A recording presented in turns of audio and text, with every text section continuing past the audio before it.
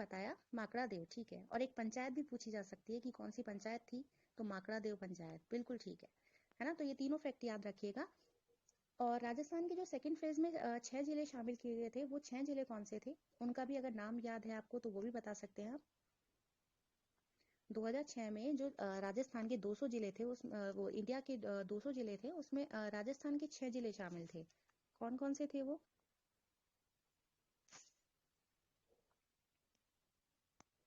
देखिए मैं बता देती हूँ, उदयपुर था, बांसवाड़ा, डूंगरपुर, सिरोही, झालावाड़ और कोटा, ये 6 जिले शामिल थे। हो सकता है 2 मार्क्स में पूछ ले आपसे, तो आप ये डाल सकते हैं। और अभी फिलहाल नरेगा के क्षेत्र में राजस्थान ने बहुत बड़ी अचीवमेंट हासिल करी है। अगर आपको पता हो तो 2020 में राजस्थान ने, अगर आपको पता हो तो आप, अगर नरेगा से रिलेटेड क्वेश्चन आता है तो वहां पर आप ये चीजें डाल सकते हैं। 2020 में राजस्थान ने मनरेगा में फर्स्ट रैंक, ठीक है। और राजस्थान में भी टॉप किसने किया था? राजस्थान में भी सबसे ज्यादा रोजगार यानी एक तरह से एम्प्लॉयमेंट डेज क्रिएट करने वाला स्टेट बन गया था राजस्थान, नागौर। और एक उस न्यूज पेपर में एक हेडलाइन आई थी कि राजस्थान नरेगा में नागौर का डंका, ठीक है। तो ऐसे याद रखिएगा, ठीक है, नागौर। तो वहां पर आप इन चीजों की चर्चा कर सकते हैं, वहां पर इन चीजों को डाल सकते हैं आप, ठीक है। और अब देखिए, इंदिरा गांधी शहरी रोजगार गारंटी योजना, इसकी बात हमने कर ली है। और इसके बाद हम बात करेंगे, क्योंकि इलेक्ट्रिसिटी देखिए तो आपने राजस्थान गवर्नमेंट ने बहुत अच्छा किया है इलेक्ट्रिसिटी के क्षेत्र में। तो इन्होंने क्या किया है, 100 यूनिट पर मंथ अगर कोई इलेक्ट्रिसिटी का कंजप्शन कर रहा है तो 50 यूनिट राजस्थान गवर्नमेंट ने क्या कहा है, 50 यूनिट का कंसेशन दे दिया है। यानी कि अगर आपका, अगर मंथ का 100 यूनिट अगर इलेक्ट्रिसिटी का बिल आ रहा है तो 50 यूनिट अगर राजस्थान गवर्नमेंट पे करेगी, आपको सिर्फ 50 यूनिट का पे करना है। तो बहुत ही अच्छा है ये। और ये भी इन्होंने कहा है कि अगर 150 यूनिट तक आता है तो आपको 3 रुपीज पर यूनिट आपको ग्रांट दिया जाएगा। फॉर एग्जाम्पल, अगर आपकी 10 रुपए यूनिट आप दे रहे हैं तो उसमें क्या होगा, आपको आपको 7 रुपए ही पे करना होगा, ठीक है। 3 रुपीज कौन देगी? State government. और 300 यूनिट पर इन्होंने 2 रुपए पर यूनिट का ग्रांट देने की बात की है। और 300 से अगर ऊपर भी आता है आपका बिल तो भी इसमें 2 रुपीज है, ठीक है। तो इससे सरकार पर 4500 करोड़ का भार तो पड़ेगा, लेकिन फिर भी इलेक्ट्रिसिटी के मामले में काफी कंसेशन देकर सरकार ने बहुत अच्छा किया है। तो ये भी आप इलेक्ट्रिसिटी पर जब आए क्वेश्चन तो वहां मेंशन कर सकते हैं, ठीक है। अब देखिए, हेल्थ सेक्टर की बात करें। हेल्थ सेक्टर में बहुत ही इंपॉर्टेंट स्कीम है मुख्यमंत्री चिरंजीवी स्वास्थ्य बीमा योजना। ये तो पिछले जो इकोनॉमिक सर्वे है तब से ही चली आ रही है वाली स्कीम तो, और बहुत ही ज्यादा इंपॉर्टेंट है। इसमें प्रीलिम से भी क्वेश्चन आया था, तो हो सकता है मेंस में क्वेश्चन जरूर आ जाए यहाँ से। मुख्यमंत्री चिरंजीवी स्वास्थ्य बीमा योजना, इसमें क्या चेंज किया है अगर आपने पढ़ा हो तो, जैसे कि अभी इससे पहले जब स्कीम थी तो इसमें 5 लाख का क्या दिया जाता था, ठीक है, आपने तो पढ़ रखा है। इसमें 5 लाख का किया जाता था। अब इसमें क्या कर दिया है, इंश्योरेंस जो प्रीमियम है इसको जो बढ़ा दिया है इन्होंने, 10 लाख कर दिया है, बिल्कुल। और राजस्थान इस स्कीम के साथ यूनिवर्सल हेल्थ एक तरह से अवेलेबल कराने वाला एकमात्र देश बन गया है राजस्थान, भारत का, ठीक है। तो हेल्थ सेक्टर में बहुत बड़ा एक तरह से पहल की है राजस्थान सरकार ने, तो आप इसको भी कोट कर सकते हैं। और इसमें सरकार ने फ्री ट्रीटमेंट की बात की है। तो वो कौन कौन से वो है जो डिजीज जिसमें फ्री ट्रीटमेंट किया जाएगा, बताइए। सरकार ने मुख्यमंत्री चिरंजीवी स्वास्थ्य बीमा योजना का थोड़ा सा दायरा बढ़ा दिया है और इसमें फ्री ट्रीटमेंट के लिए कुछ बताई हैं चीजें, बिल्कुल ठीक है। बताइए कुछ स्कीम्स, कुछ डिजीज जिन्होंने, जैसे बोन मैरो ट्रांसप्लांट करना है तो इसके तहत किया जाएगा, जिनके पास चिरंजीवी कार्ड है वो इसका फायदा ले सकते हैं। म्यूकोरमाइकोसिस, ठीक है। और इसमें अभी दायरा बढ़ा दिया। अभी करंट का बताइए, तो पहले का है, करंट का बताइए, जो अभी इस बार के बजट में और नई चीजें डाली है इसमें। देखो, इसमें बोन मैरो ट्रांसप्लांट डाल दिया है। ऑर्गन ट्रांसप्लांट के लिए भी आप इसका फायदा ले सकते हैं। अगर आपको प्लाज्मा ट्रांसफ्यूजन कराना है तो भी करवा सकते हैं। और लिम्फ प्रोस्थेसिस यानी बोन कैंसर है तो भी आप इसमें ट्रीटमेंट करवा सकते हैं। तो इसमें आपको फ्री ट्रीटमेंट की फैसिलिटी दी जाएगी। और एक बात और बताइए, इसमें जैसे चिरंजीवी जो कार्ड है, जिनका जो इसके बेनिफिशियरी है उनको एक चिरंजीवी कार्ड बनवाना होता है। तो वो चिरंजीवी कार्ड बनाने के लिए किस अथॉरिटी को इसमें एक पावर दी गई है कि चिरंजीवी कार्ड के लिए, चिरंजीवी कार्ड के लिए, चिरंजीवी कार्ड के लिए किस अथॉरिटी को पावर किया गया है? या किसे अधिकृत किया गया है?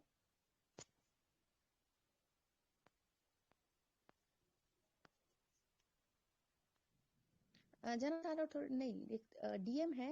जो उस जिले के जो कलेक्टर है, उनके पास ये पावर है कि वो चिरंजीवी कार्ड को एक तरह से अप्रूव करे। ठीक है, तो ये भी याद रखिएगा। अब देखिए, हेल्थ सेक्टर में चिरंजीवी स्वास्थ्य बीमा योजना की हमने बात की थी। और दूसरी बात हम कर सकते हैं मुख्यमंत्री निशुल्क दवा योजना, है ना। मुख्यमंत्री निशुल्क फ्री मेडिसिन स्कीम, जिसके तहत फ्री मेडिसिन दी जाएगी। किनको दी जाएगी फ्री मेडिसिन स्कीम? पहले तो ये बताइए कि ये स्कीम कब आई थी, कब स्टार्ट की गई थी ये स्कीम? अगर मान लीजिए मेंस में आ जाए मुख्यमंत्री निशुल्क दवा योजना 2 अक्टूबर 2011, बिल्कुल वेरी गुड। 2 अक्टूबर 2011 बिल्कुल सही है। किनको फायदा दिया जाएगा ये इसको? बिल्कुल। किन किन लोगों को फायदा दिया जाएगा? बेनिफिशियरीज कौन होंगे इस स्कीम के? इस स्कीम के बेनिफिशियरीज कौन होंगे? जो गवर्नमेंट हॉस्पिटल्स में जो इलाज करवा रहे हैं अपना, है ना, उनको फ्री मेडिसिन दी जाएगी। बीपीएल कार्ड, एनएफएसए, बिल्कुल ठीक है, बिल्कुल ठीक है धर्म जी। और ये स्कीम किस में आती है? Ministry of health and family welfare. तो जब भी मुख्यमंत्री निशुल्क दवा योजना पर क्वेश्चन लिखने को आए तो ministry of health and family welfare का आपको कोट करना है। ठीक है। और साथ ही में इसमें एक इम्पॉर्टेंट चीज और है, एक नेशनल हेल्थ मिशन है, अगर आप जानते हो तो। नेशनल हेल्थ मिशन ने एक मंथली रैंकिंग निकालता है। ठीक है, तो ये बहुत इंपॉर्टेंट है, आप मेंस में डाल सकते हैं। नेशनल हेल्थ मिशन एक मंथली रैंकिंग निकालता है, और उस रैंकिंग में राजस्थान गवर्नमेंट की जो मुख्यमंत्री निःशुल्क दवा योजना है, इसको 16 राज्यों में फर्स्ट स्थान मिला है, मतलब फर्स्ट पोजीशन पर आया है। यानी 16 राज्य में मुख्यमंत्री निःशुल्क दवा योजना चल रही है फिलहाल।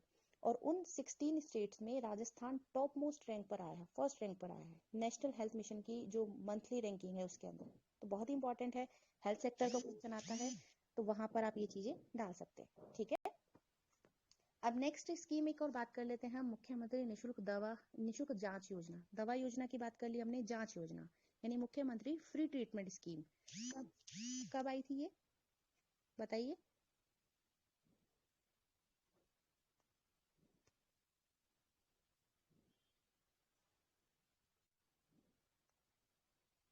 ठीक है, 7 अप्रैल, ठीक है। जैसे वर्ल्ड हेल्थ डे बनाया जाता है, तो इसीलिए 7 अप्रैल को बनाई गई थी। Free of cost medical test, ठीक है। और इसी में free of cost medical test कराए जाएंगे, तो ये भी इम्पोर्टेंट है। और साथ ही में इन्होंने 15 न्यू मेडिकल कॉलेज खोलने की घोषणा की है, तो ये भी इम्पोर्टेंट है, 15 न्यू मेडिकल कॉलेज खोले जाएंगे। और नर्सिंग कॉलेजेस की भी बात की है, ठीक है, नर्सिंग कॉलेज खोलने की बात की है। तो नर्सिंग कॉलेज में आप बात कर सकते हैं कि नर्सिंग कॉलेजेस पूरे राजस्थान में जो 33 डिस्ट्रिक्ट्स हैं वहाँ खोले जाएंगे, 33 जिलों में खोले जाएंगे नर्सिंग कॉलेजेस। जिसमें से 7-8 जो जिले हैं वहाँ तो अभी फिलहाल चल रहे हैं कॉलेज, नर्सिंग कॉलेज। 8 डिस्ट्रिक्ट्स ऐसे हैं जहाँ पर ऑपरेशनल है फिलहाल। 17 डिस्ट्रिक्ट ऐसे हैं जहाँ पर अंडर प्रोग्रेस है, अभी वहाँ काम चल रहा है। और 18 डिस्ट्रिक्ट ऐसे हैं जहाँ पर अभी खोले जाएंगे। ठीक है, तो ये याद रखिएगा कि नर्सिंग कॉलेजेस खोलने की घोषणा की है सरकार ने, जो पूरे राजस्थान को कवर करेंगे 33 के 33 जिलों में।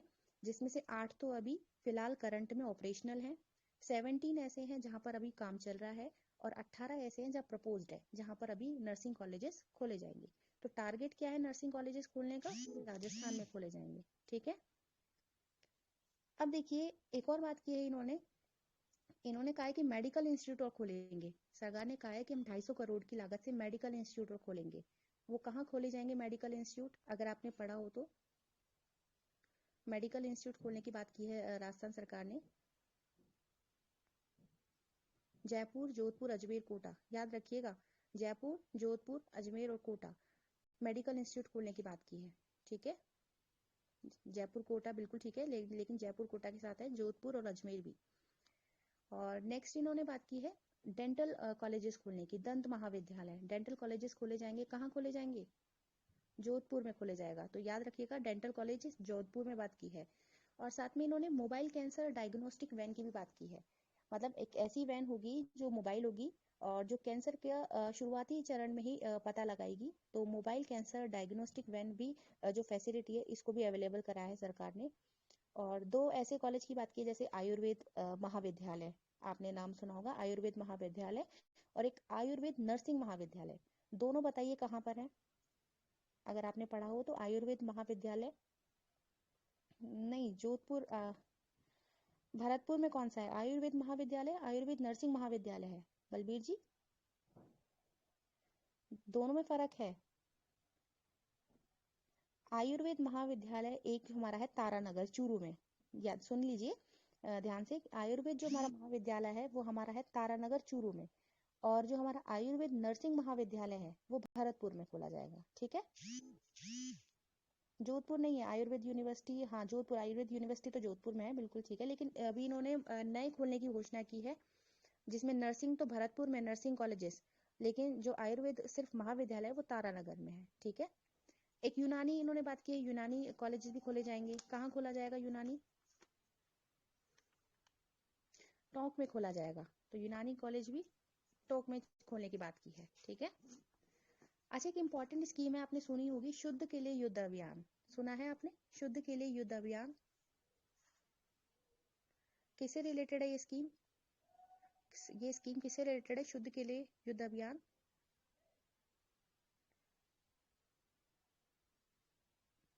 हाँ बिल्कुल, फूड प्रोडक्ट्स, ठीक है। हाँ, क्वालिटी ऑफ फूड, बिल्कुल ठीक है। इसमें सरकार ने क्या है, ये आप जानते हैं कि पिछले बार जो आपने इकोनॉमी सर्वे उसमें पढ़ा होगा, शुद्ध के लिए युद्ध अभियान, और हमारी राजस्थान गवर्नमेंट की कौन सी स्कीम में शामिल थी? ये फ्लैगशिप स्कीम में शामिल थी। टॉप मोस्ट पहले नंबर पे ही स्कीम थी शुद्ध के लिए युद्ध अभियान, आपको याद हो तो। अभी भी ये चर्चा में है करंट में। और शुद्ध के लिए युद्ध अभियान में इन्होंने कहा, राजस्थान सरकार ने कहा है कि 7 फूड सेफ्टी लैब्स खोली जाएंगी, 7 फूड सेफ्टी लैब्स और 10 मोबाइल फूड सेफ्टी लैब्स। तो ये दोनों डिजिट याद रखिएगा, 7 जो फूड सेफ्टी लैब्स है वो खोली जाएगी और 10 मोबाइल होंगी, यानी मोबाइल का मतलब इधर उधर चलती फिरती फूड सेफ्टी लैब्स होगी, जो दुकानों पर जा जाकर क्या करेगी, फूड सेफ्टी की जांच करेंगी। ठीक है, एक इन्होंने रोड सेफ्टी एक्ट पास किया है, road safety act, road safety act, ठीक है। और राजस्थान पब्लिक ट्रांसपोर्ट के इन्होंने गठन की बात की है कि राजस्थान में पब्लिक ट्रांसपोर्ट का गठन किया जाएगा। और एक स्टेट रोड सेफ्टी इंस्टीट्यूट की बात की है, कहाँ खोला जाएगा state road safety institute? Jaipur में, बिल्कुल ठीक है, जयपुर में रीपा में खोला जाएगा स्टेट रोड सेफ्टी इंस्टीट्यूट। और एक एक्सीडेंट फ्री रोड की बात की है पायलट प्रोजेक्ट के तहत, एक्सीडेंट फ्री रोड सॉरी, दुर्घटना रहित सड़क की बात की है। ये इंपॉर्टेंट है, ये मेंस में पूछा जा सकता है, याद रखिएगा। इसमें 3 चरण में पायलट प्रोजेक्ट चलाया गया है, बिल्कुल हाँ। शाहजहांपुर से अजमेर, जो कि NH 48 पर पड़ता है। दूसरा है बरबिलाड़ा से जोधपुर, कौन से NH पे पड़ता है? 25 पर। और एक सीकर से बीकानेर, जैसा कि आप बता रहे हैं, सीकर से बीकानेर ये NH 11 पर पड़ता है, और यहीं पर 52 भी आसपास गुजरता है। तो ये इंपॉर्टेंट हो जाते हैं 3। अच्छा, ये दुर्घटना रहित सड़क है, यानी एक्सीडेंट फ्री जो रोड है, पायलट प्रोजेक्ट है। पायलट प्रोजेक्ट से मतलब क्या है, कि इसको पायलट प्रोजेक्ट में क्यों डाला गया है? पायलट प्रोजेक्ट क्या होते हैं?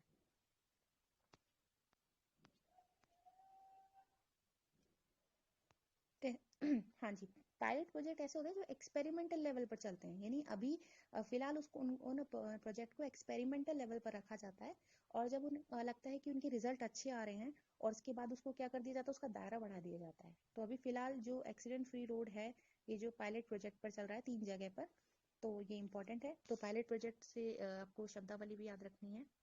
ठीक है, तो ये हमारा हमने देख लिया, ट्रांसपोर्ट सेक्टर में भी देख लिया क्या किया है सरकार ने। अब थोड़ा सा एजुकेशन पे देख लेते हैं, शिक्षा के क्षेत्र में क्या किया है। तो सरकार, आपने नाम सुना होगा Mahatma Gandhi English medium school, Mahatma Gandhi English medium school आपने नाम सुना होगा। हाँ, 200,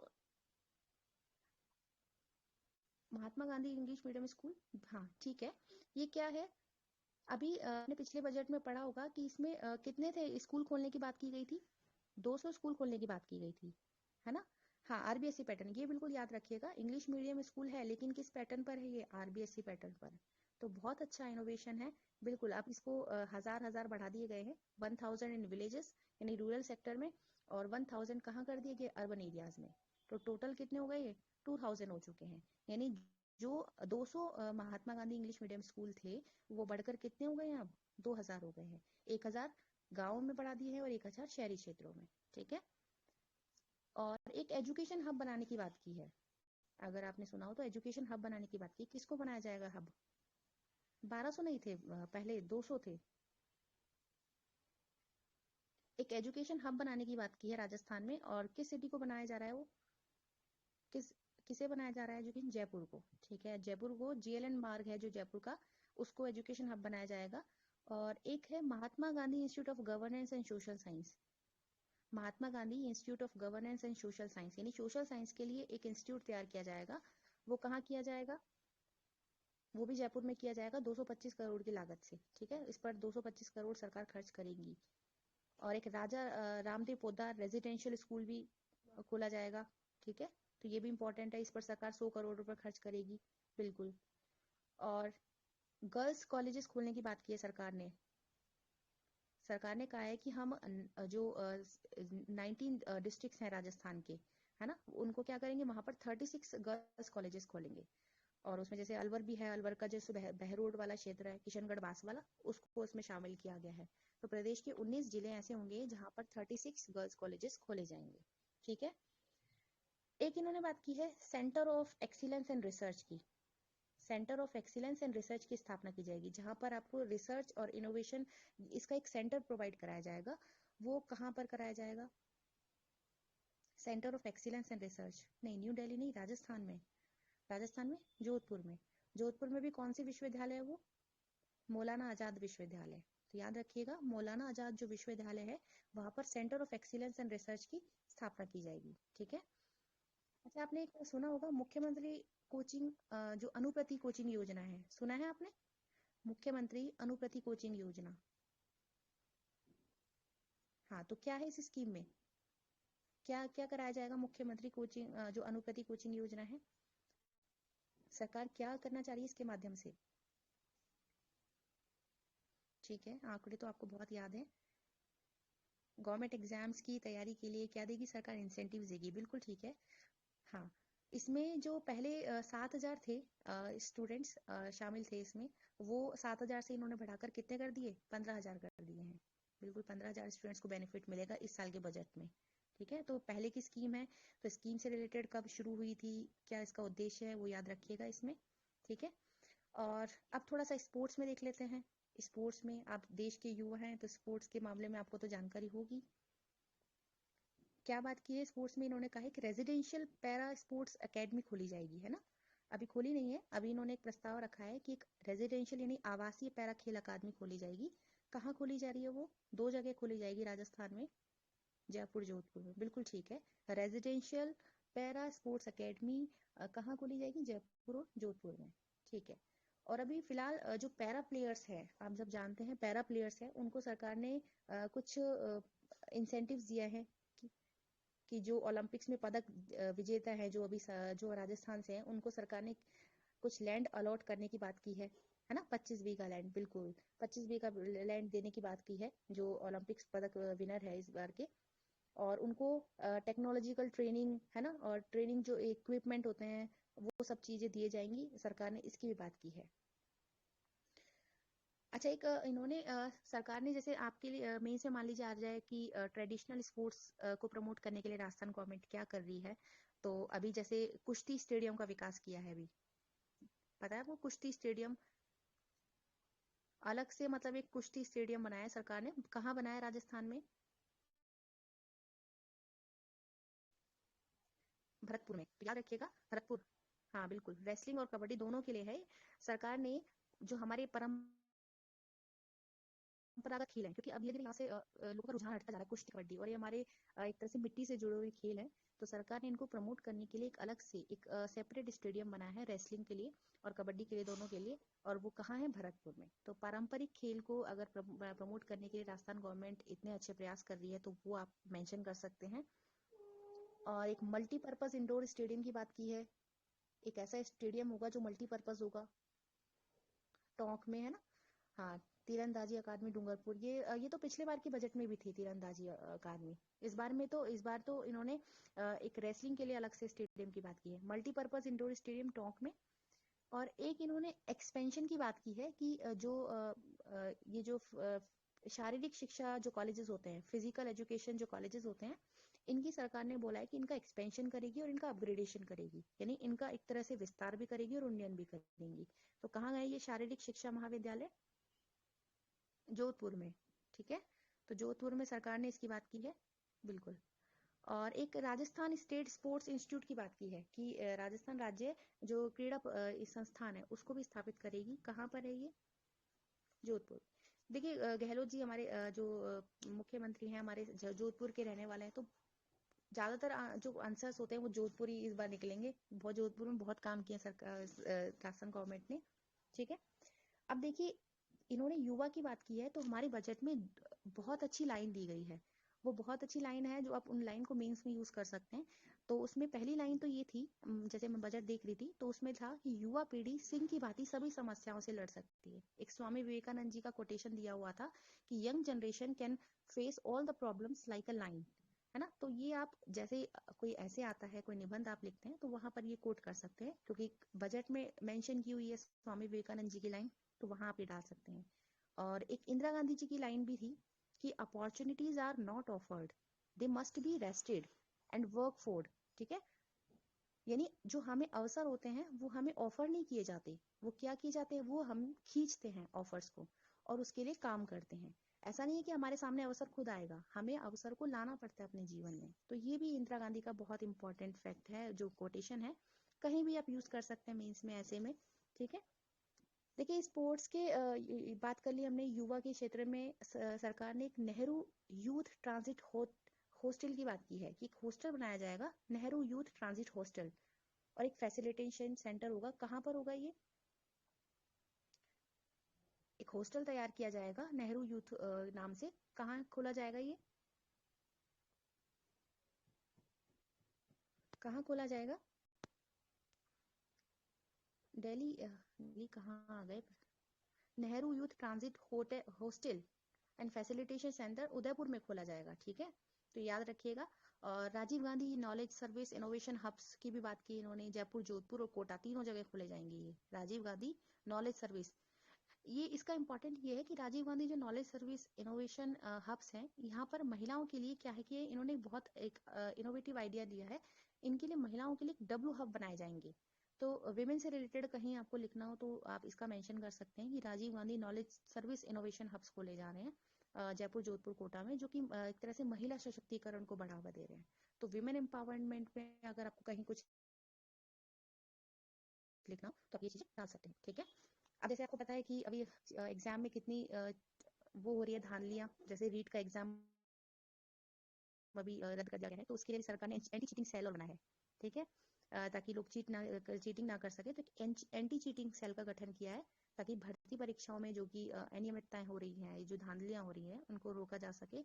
और कब हो सकता है क्वेश्चन आ जाए मेंस में, तो वहां पर एंटी चीटिंग सेल, क्योंकि पहली बार गठित की गई है ये, तो आप ये चीजें डाल सकते हैं। क्लियर है?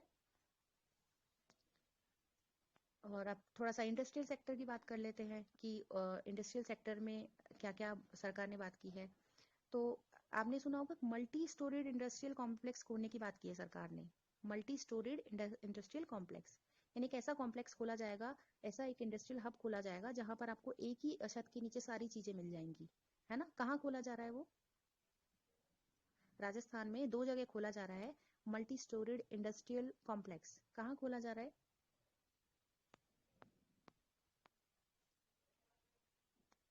बताइए। मल्टी स्टोरेड इंडस्ट्रियल कॉम्प्लेक्स कहाँ खोला जा रहा है?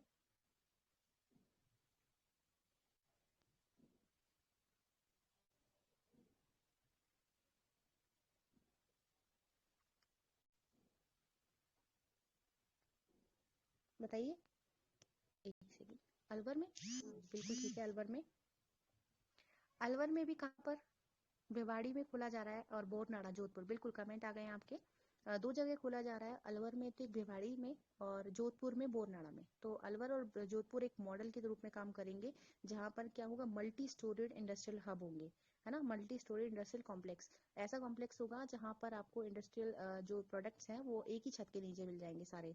और सरकार ने इसमें 250-250 करोड़ की लागत से इसको तैयार किया है, यानी 250 करोड़ ईच, अलवर में भी और जोधपुर में भी। और एक इन्होंने इनलैंड ड्राई पोर्ट की बात की है।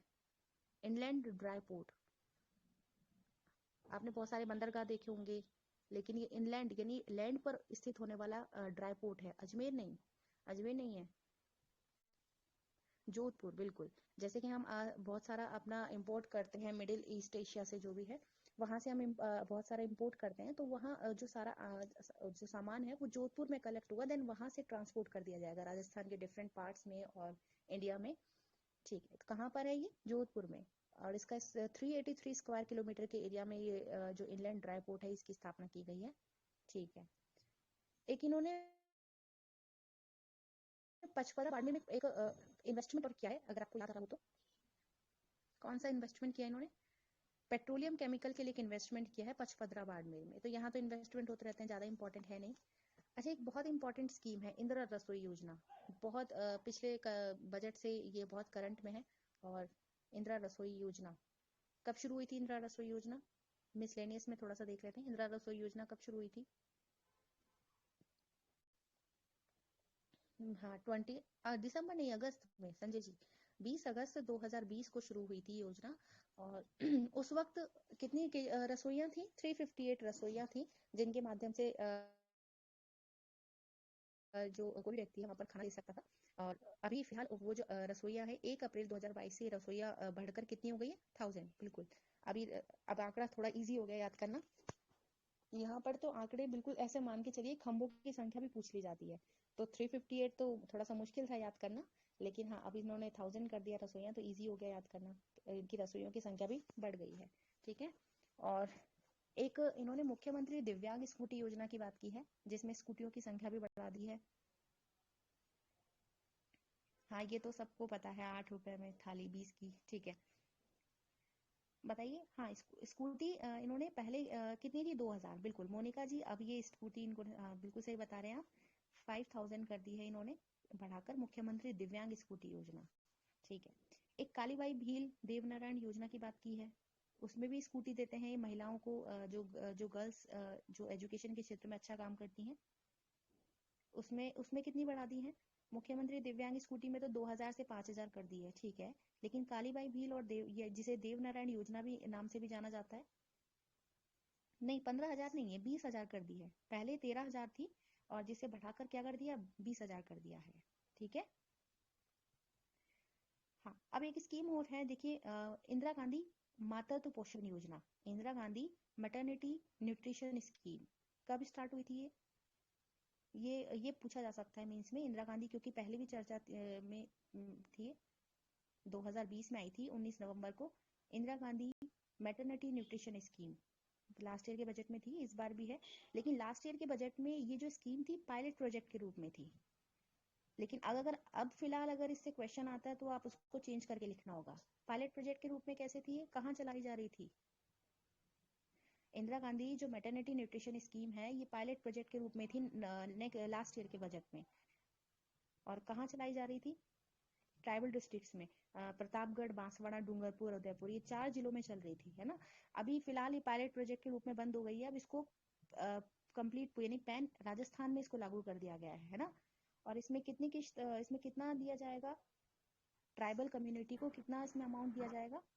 बिल्कुल, बलबीर जी के सही कह रहे हैं कि दूसरे बच्चे के जन्म पर 6,000 रुपए दिए जाएंगे। ठीक है। और कितनी इंस्टॉलमेंट में दिए जाएंगे? 5 किस्तों में, 5 चरणों में 6,000 रुपए में।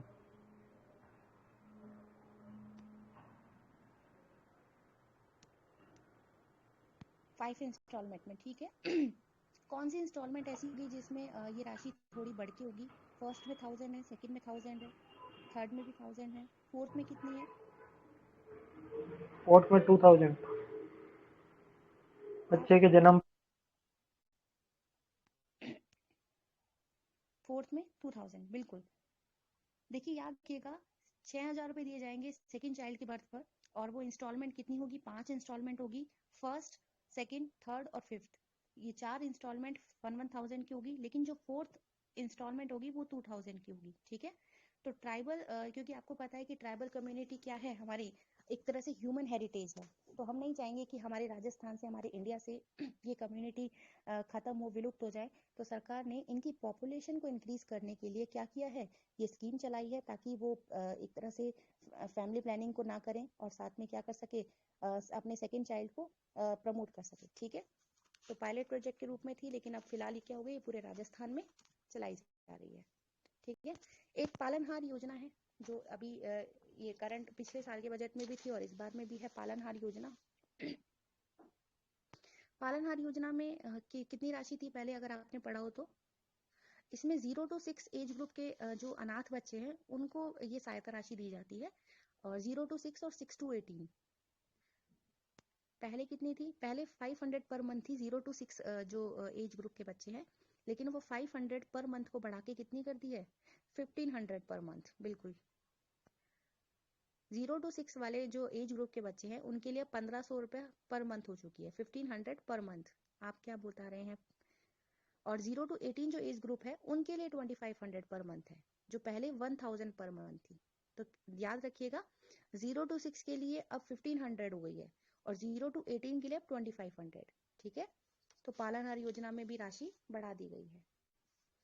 एक इन्होंने जनजातीय आवासीय विद्यालय स्थापित करने की बात की है। बिल्कुल हाँ, 0 to 6, 6 to 18। हाँ, जनजातीय आवासीय विद्यालय स्थापित किए जाएंगे, ट्राइबल रेजिडेंशियल स्कूल खोले जाएंगे। कहाँ खोले जाएंगे?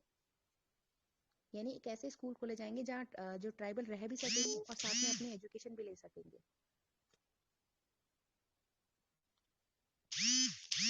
कहाँ खोले जाएंगे? नहीं, डूंगरपुर नहीं, जोधपुर में खोले जाएंगे। देखिए लग ऐसा रहा है कि जो सदर्न मोस्ट डिस्ट्रिक्ट्स हैं राजस्थान के वहां होगा, लेकिन ऐसा नहीं है, जोधपुर में खोले जाएगा ये, तो याद रखिए। एक इन्होंने जनजातीय छात्रावासों की और बात की है, जो ट्राइबल हॉस्टल है वो खोले जाएंगे। वो कहाँ खोले जा रहे हैं? ट्राइबल हॉस्टल की भी बात की है, ट्राइबल रेजिडेंशियल स्कूल के साथ साथ ट्राइबल हॉस्टल की भी बात की है। बताएं। ट्राइबल हॉस्टल्स की हाल में सिरोही में, जालोर में, बाड़मेर में और जैसलमेर। जरूरी नहीं है आप हर याद रखें, प्रीलिम्स में याद रखिएगा, लेकिन अभी फिलहाल जरूरी नहीं है।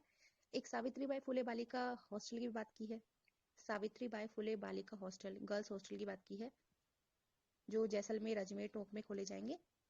मतलब एक तरह से गर्ल्स एजुकेशन को बढ़ावा देने के लिए। मेंस में अगर बालिका शिक्षा से रिलेटेड क्वेश्चन आता है, गर्ल्स एजुकेशन या विमेन एजुकेशन से, तो वहां पर आप सावित्रीबाई फुले बालिका जो हॉस्टल है ये कोट करके आना, तो आंसर अपने आप में डिफरेंट हो जाएगा।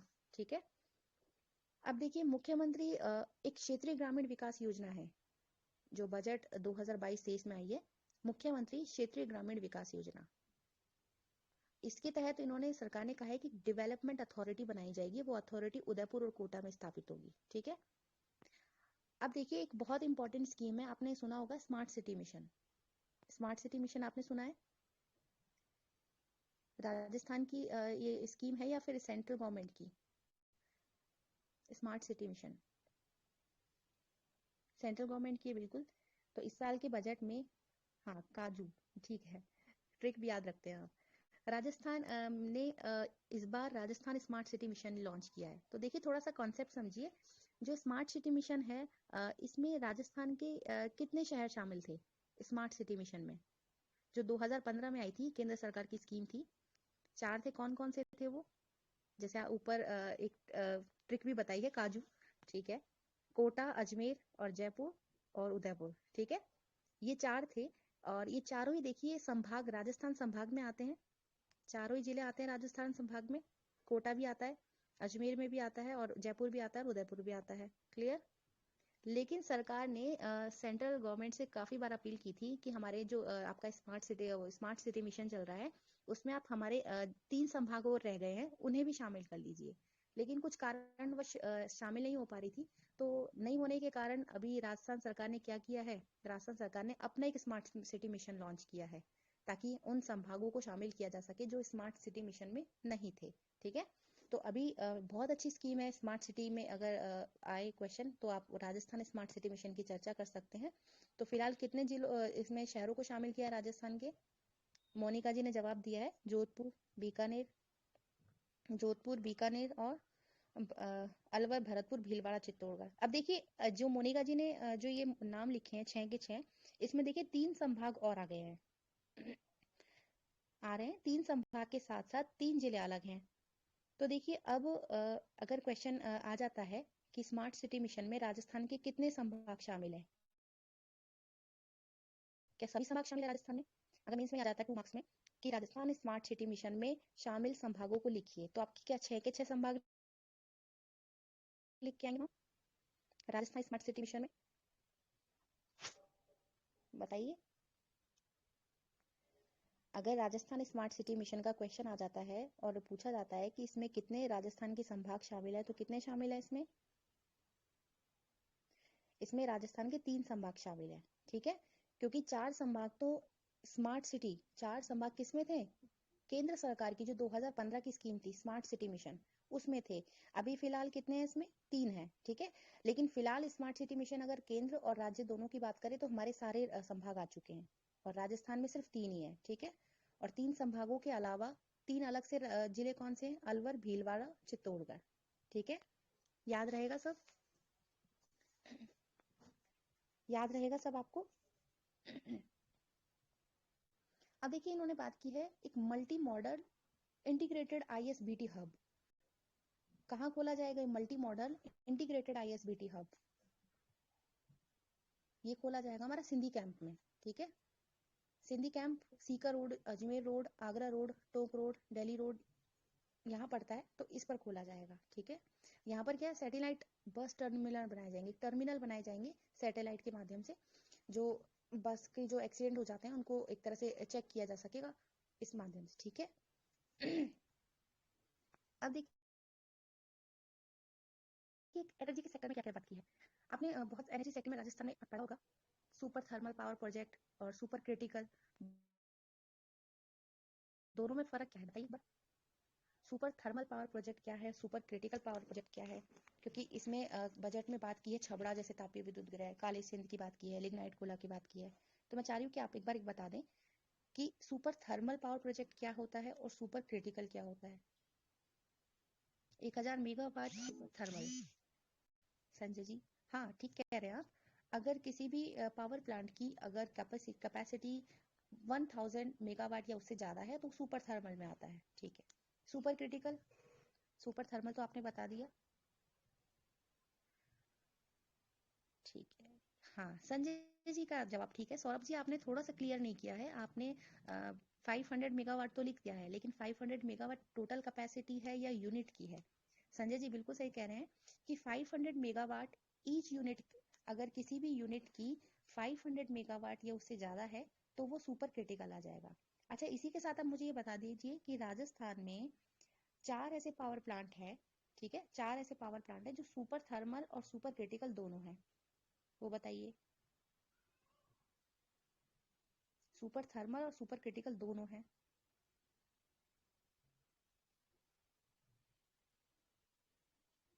नहीं याद आ रहे आपको? छाबड़ा अच्छा बिल्कुल ठीक है ये वाला तो। सूरतगढ़ भी ठीक है।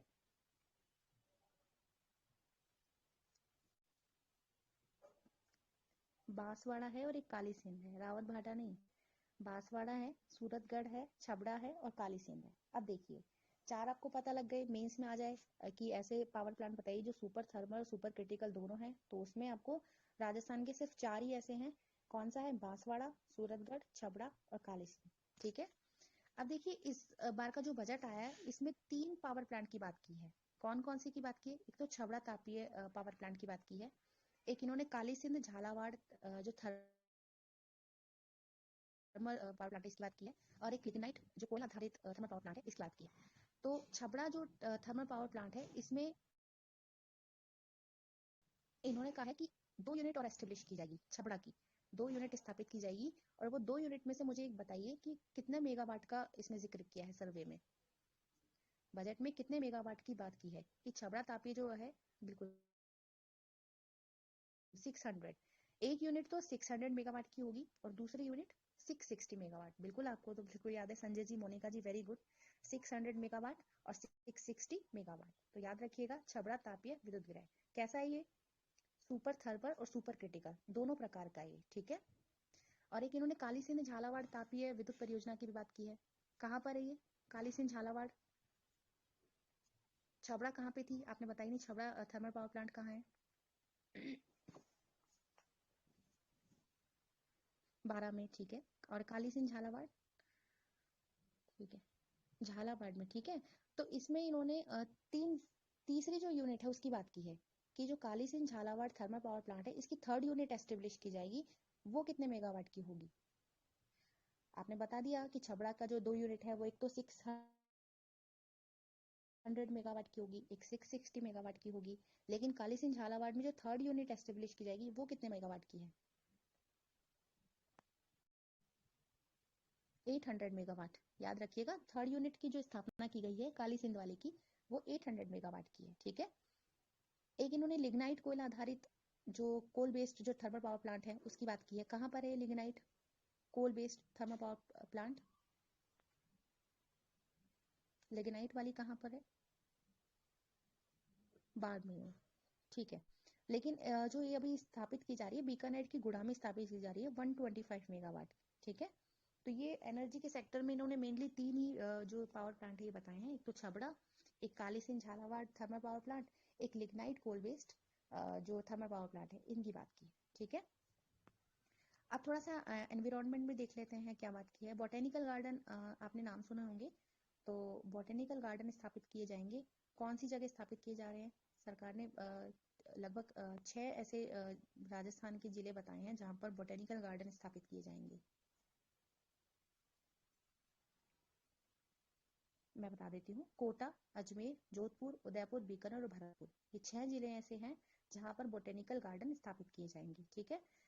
दरअसल जयपुर में एक बोटेनिकल गार्डन है, अगर आपने नाम सुना होगा तो झालाना डूंगरी के नाम से, तो झालाना डूंगरी पूछा जा सकता है।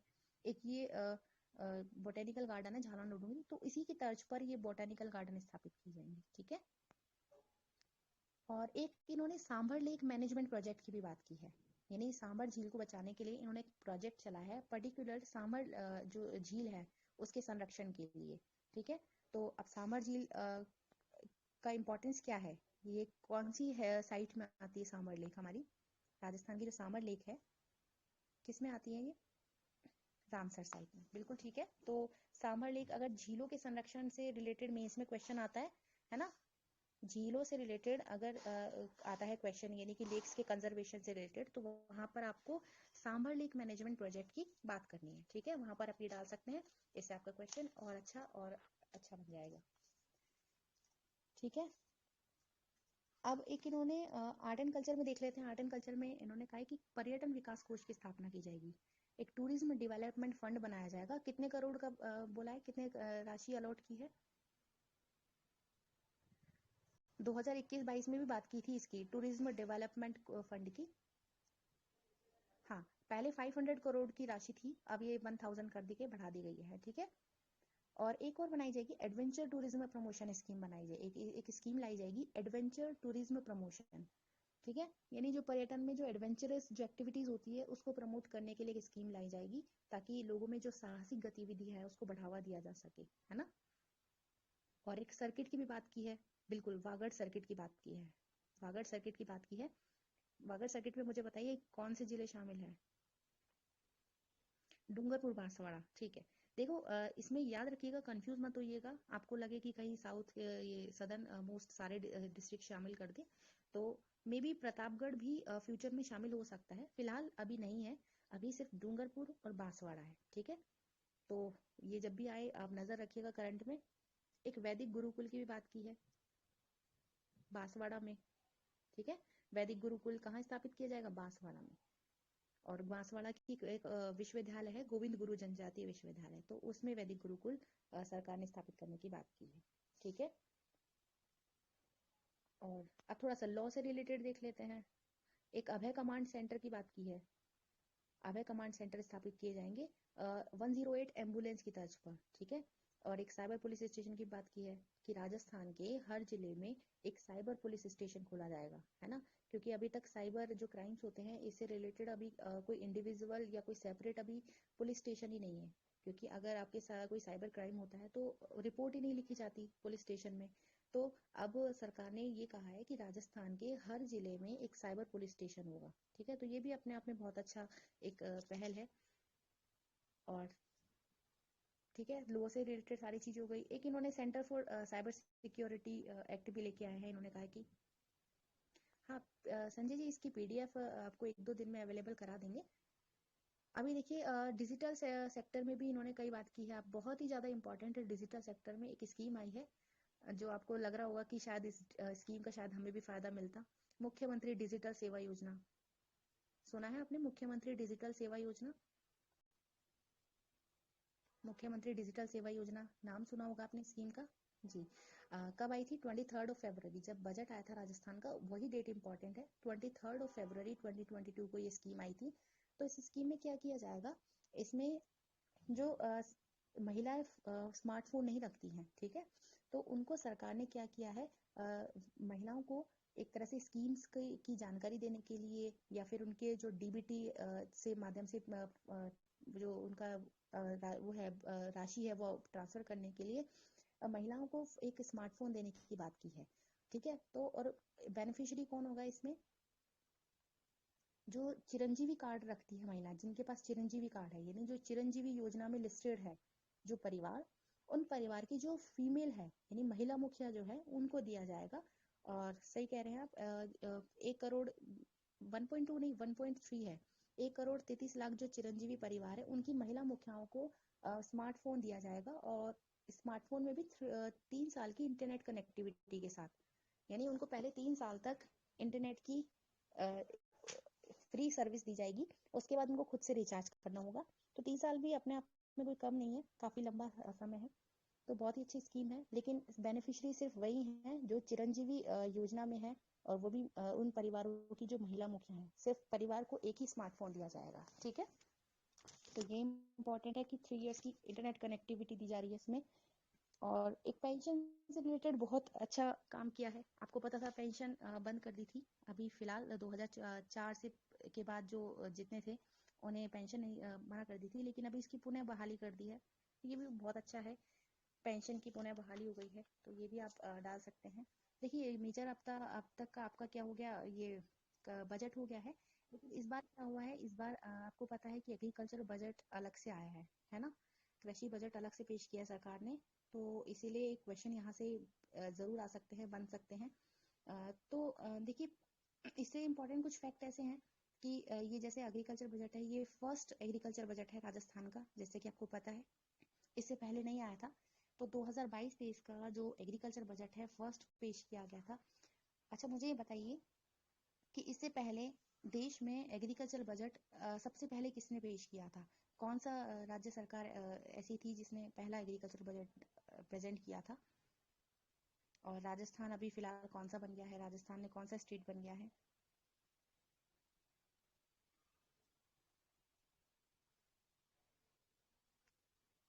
महाराष्ट्र फर्स्ट? नहीं, महाराष्ट्र नहीं है फर्स्ट। और कोई बताना चाहेगा?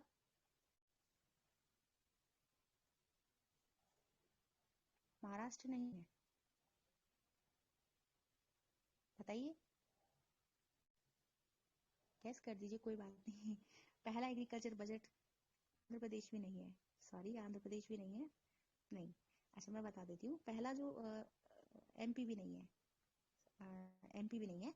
देखिए पहला जो एग्रीकल्चर बजट आया था वो आया था 2011 और 12 में। और ये जो प्रेजेंट किया था हमारी कर्नाटका की गवर्नमेंट ने किया था, ठीक है। सबसे पहले हमारी असेंबली में पेश किया था इन्होंने, कर्नाटका की गवर्नमेंट ने, तो 2011-12 में। और जो सेकंड आया था वो था आंध्र प्रदेश का, इनका पहला पास हो गया था आंध्र प्रदेश का 2013-14 में, ठीक है। थर्ड थर्ड स्टेट कौन सा है एग्रीकल्चर बजट लाने वाला?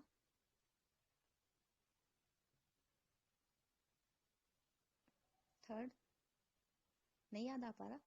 थर्ड है तमिलनाडु। पहला कर्नाटका, फर्स्ट आंध्र प्रदेश, दूसरा तीसरा तमिलनाडु, और उसके बाद चौथा हमारा राजस्थान है। चौथा स्टेट बन गया है जो एग्रीकल्चर बजट अलग से पेश करने वाला, ठीक है, तो ये याद रखिएगा। और एग्रीकल्चर आपको पता है कौन सी लिस्ट में आता है, स्टेट लिस्ट में, सेंट्रल लिस्ट में, कंकरेंट में? किस विषय का हिस्सा है हमारा कृषि? स्टेट लिस्ट का, ठीक है। और ये लिस्ट, जो ये लिस्ट है ये हमारी कौन सी अनुसूची में मेंशन है? ये जो लिस्ट है सेंट्रल लिस्ट 7वीं अनुसूची, ठीक है। ये भी इम्पोर्टेंट है कि 7वीं अनुसूची में ये बताया गया है कि क्या होगा, शक्तियों का बंटवारा होगा, और उसके अकॉर्डिंग जो विषय हैं वो स्टेट लिस्ट, सेंट्रल लिस्ट और कंकरेंट यानी समवर्ती सूची में शामिल किए जाएंगे, ठीक है। अब देखिए जो एग्रीकल्चर बजट आया है, ये एग्रीकल्चर में मेंस में क्वेश्चन आ जाता है तो आप वहाँ एग्रीकल्चर बजट की बात कर सकते हैं, बहुत अलग क्वेश्चन आंसर बन जाएगा आपका, और साथ में उसकी थीम भी लिख सकते हैं। तो इस बार की थीम क्या थी इस बजट की, एग्रीकल्चर बजट की क्या थीम, इन्होंने जो शुरुआत की थी एग्रीकल्चर बजट की, किस थीम के साथ शुरुआत की थी, वो थीम भी इम्पोर्टेंट है। ऐसे में डाल सकते हैं वो थीम आप, और एग्रीकल्चर का कोई क्वेश्चन आता है कृषि से रिलेटेड तो वहाँ वो थीम डाल सकते हैं। याद है किसी को थीम?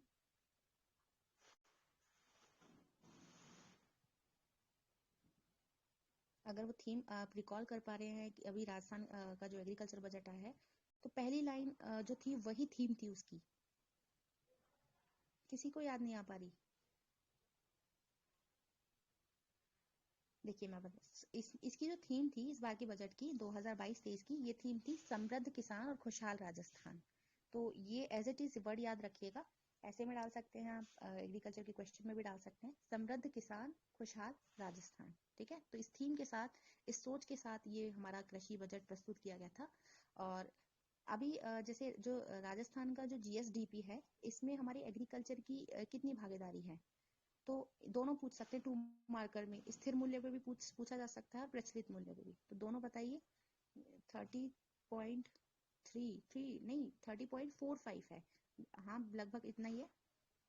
ये स्थिर मूल्यों पर है। प्रचलित मूल्यों पर अगर पूछा जाए कि राजस्थान की जीएसडीपी में, यानी सकल राज्य घरेलू उत्पाद में, हमारी कृषि और उससे जो जुड़ी एक्टिविटीज हैं उसकी कितनी भागीदारी है, तो स्थिर मूल्यों पर तो है 30.45, और प्रचलित मूल्यों पर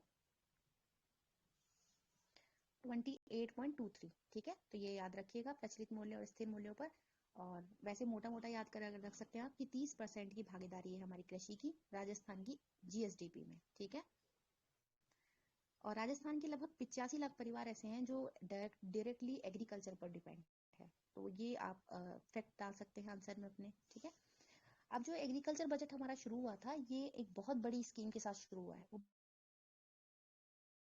बहुत बड़ी स्कीम इसलिए है, अब आपको बताइए, मुख्यमंत्री कृषक साथी योजना, आपने नाम सुना है कि इस स्कीम का, मुख्यमंत्री कृषक साथी योजना, मुख्यमंत्री कृषक साथी योजना, है ना? हाँ, कब स्टार्ट हुई थी ये भी? नई स्कीम है, बिल्कुल न्यू है, तो इसकी डेट आप याद करके रखिए कि मुख्यमंत्री कृषक साथी योजना कब आई थी स्कीम हमारी,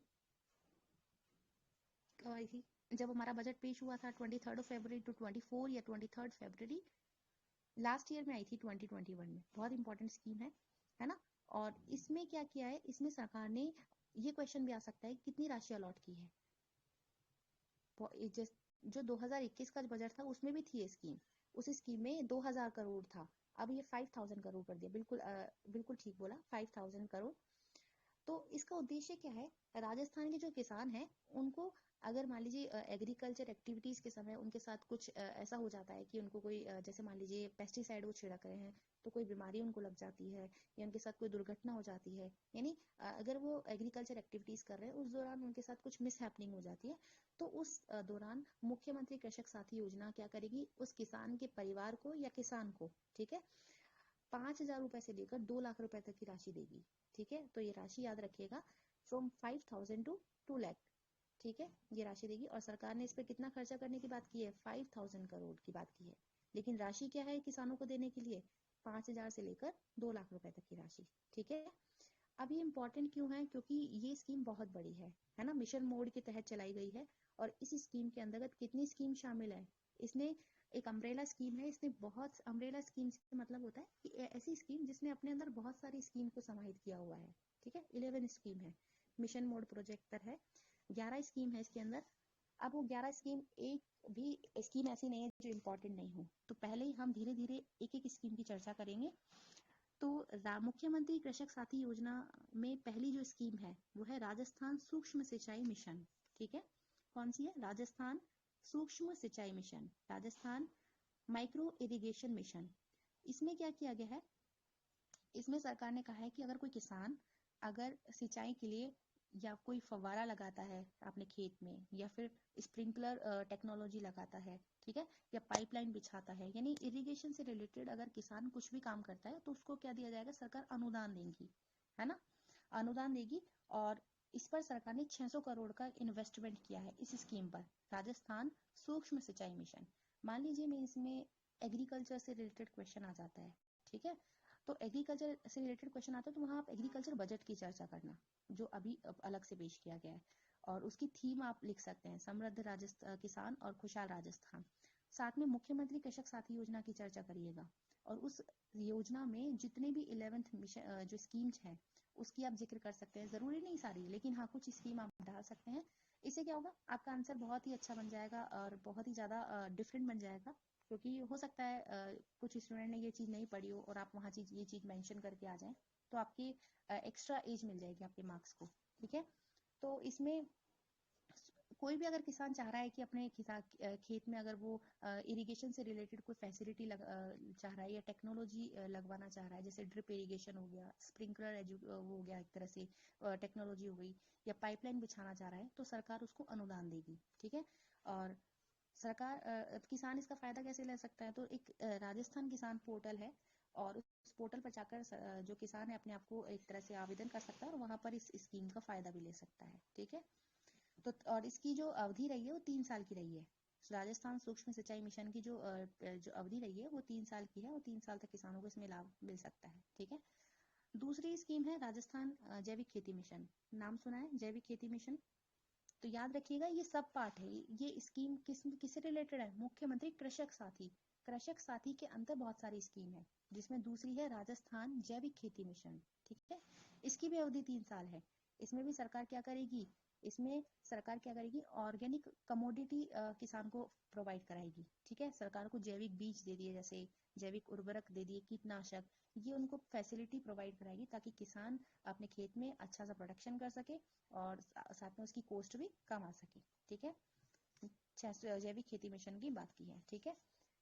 अब देखिए इसमें सरकार ने एक तीसरी स्कीम की बात की है, राजस्थान बीज उत्पादन व वितरण मिशन, ठीक है। नाम सुना है आपने, राजस्थान बीज उत्पादन एवं वितरण मिशन।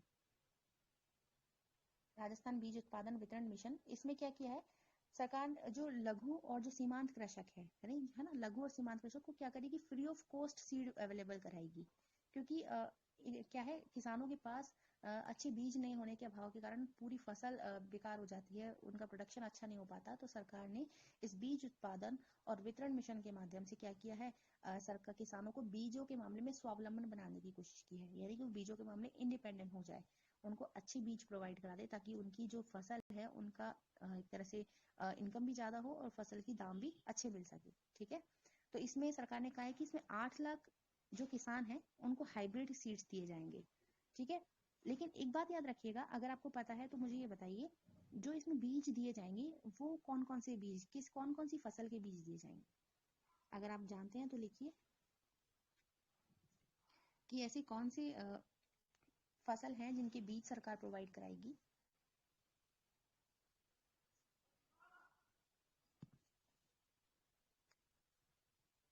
मूंग, सरसों, बिल्कुल ठीक है। देखिए हाँ बिल्कुल आपने सही लिखा, मुझे लगा कि कोई ना कोई तो ऐसा होगा जो वीट लिख देगा।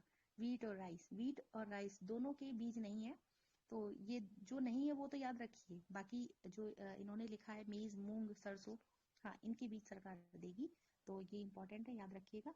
और इससे सरकार का टारगेट है कि राजस्थान के लगभग 12 लाख जो किसान हैं उनको लाभान्वित किया जाए इस स्कीम के माध्यम से।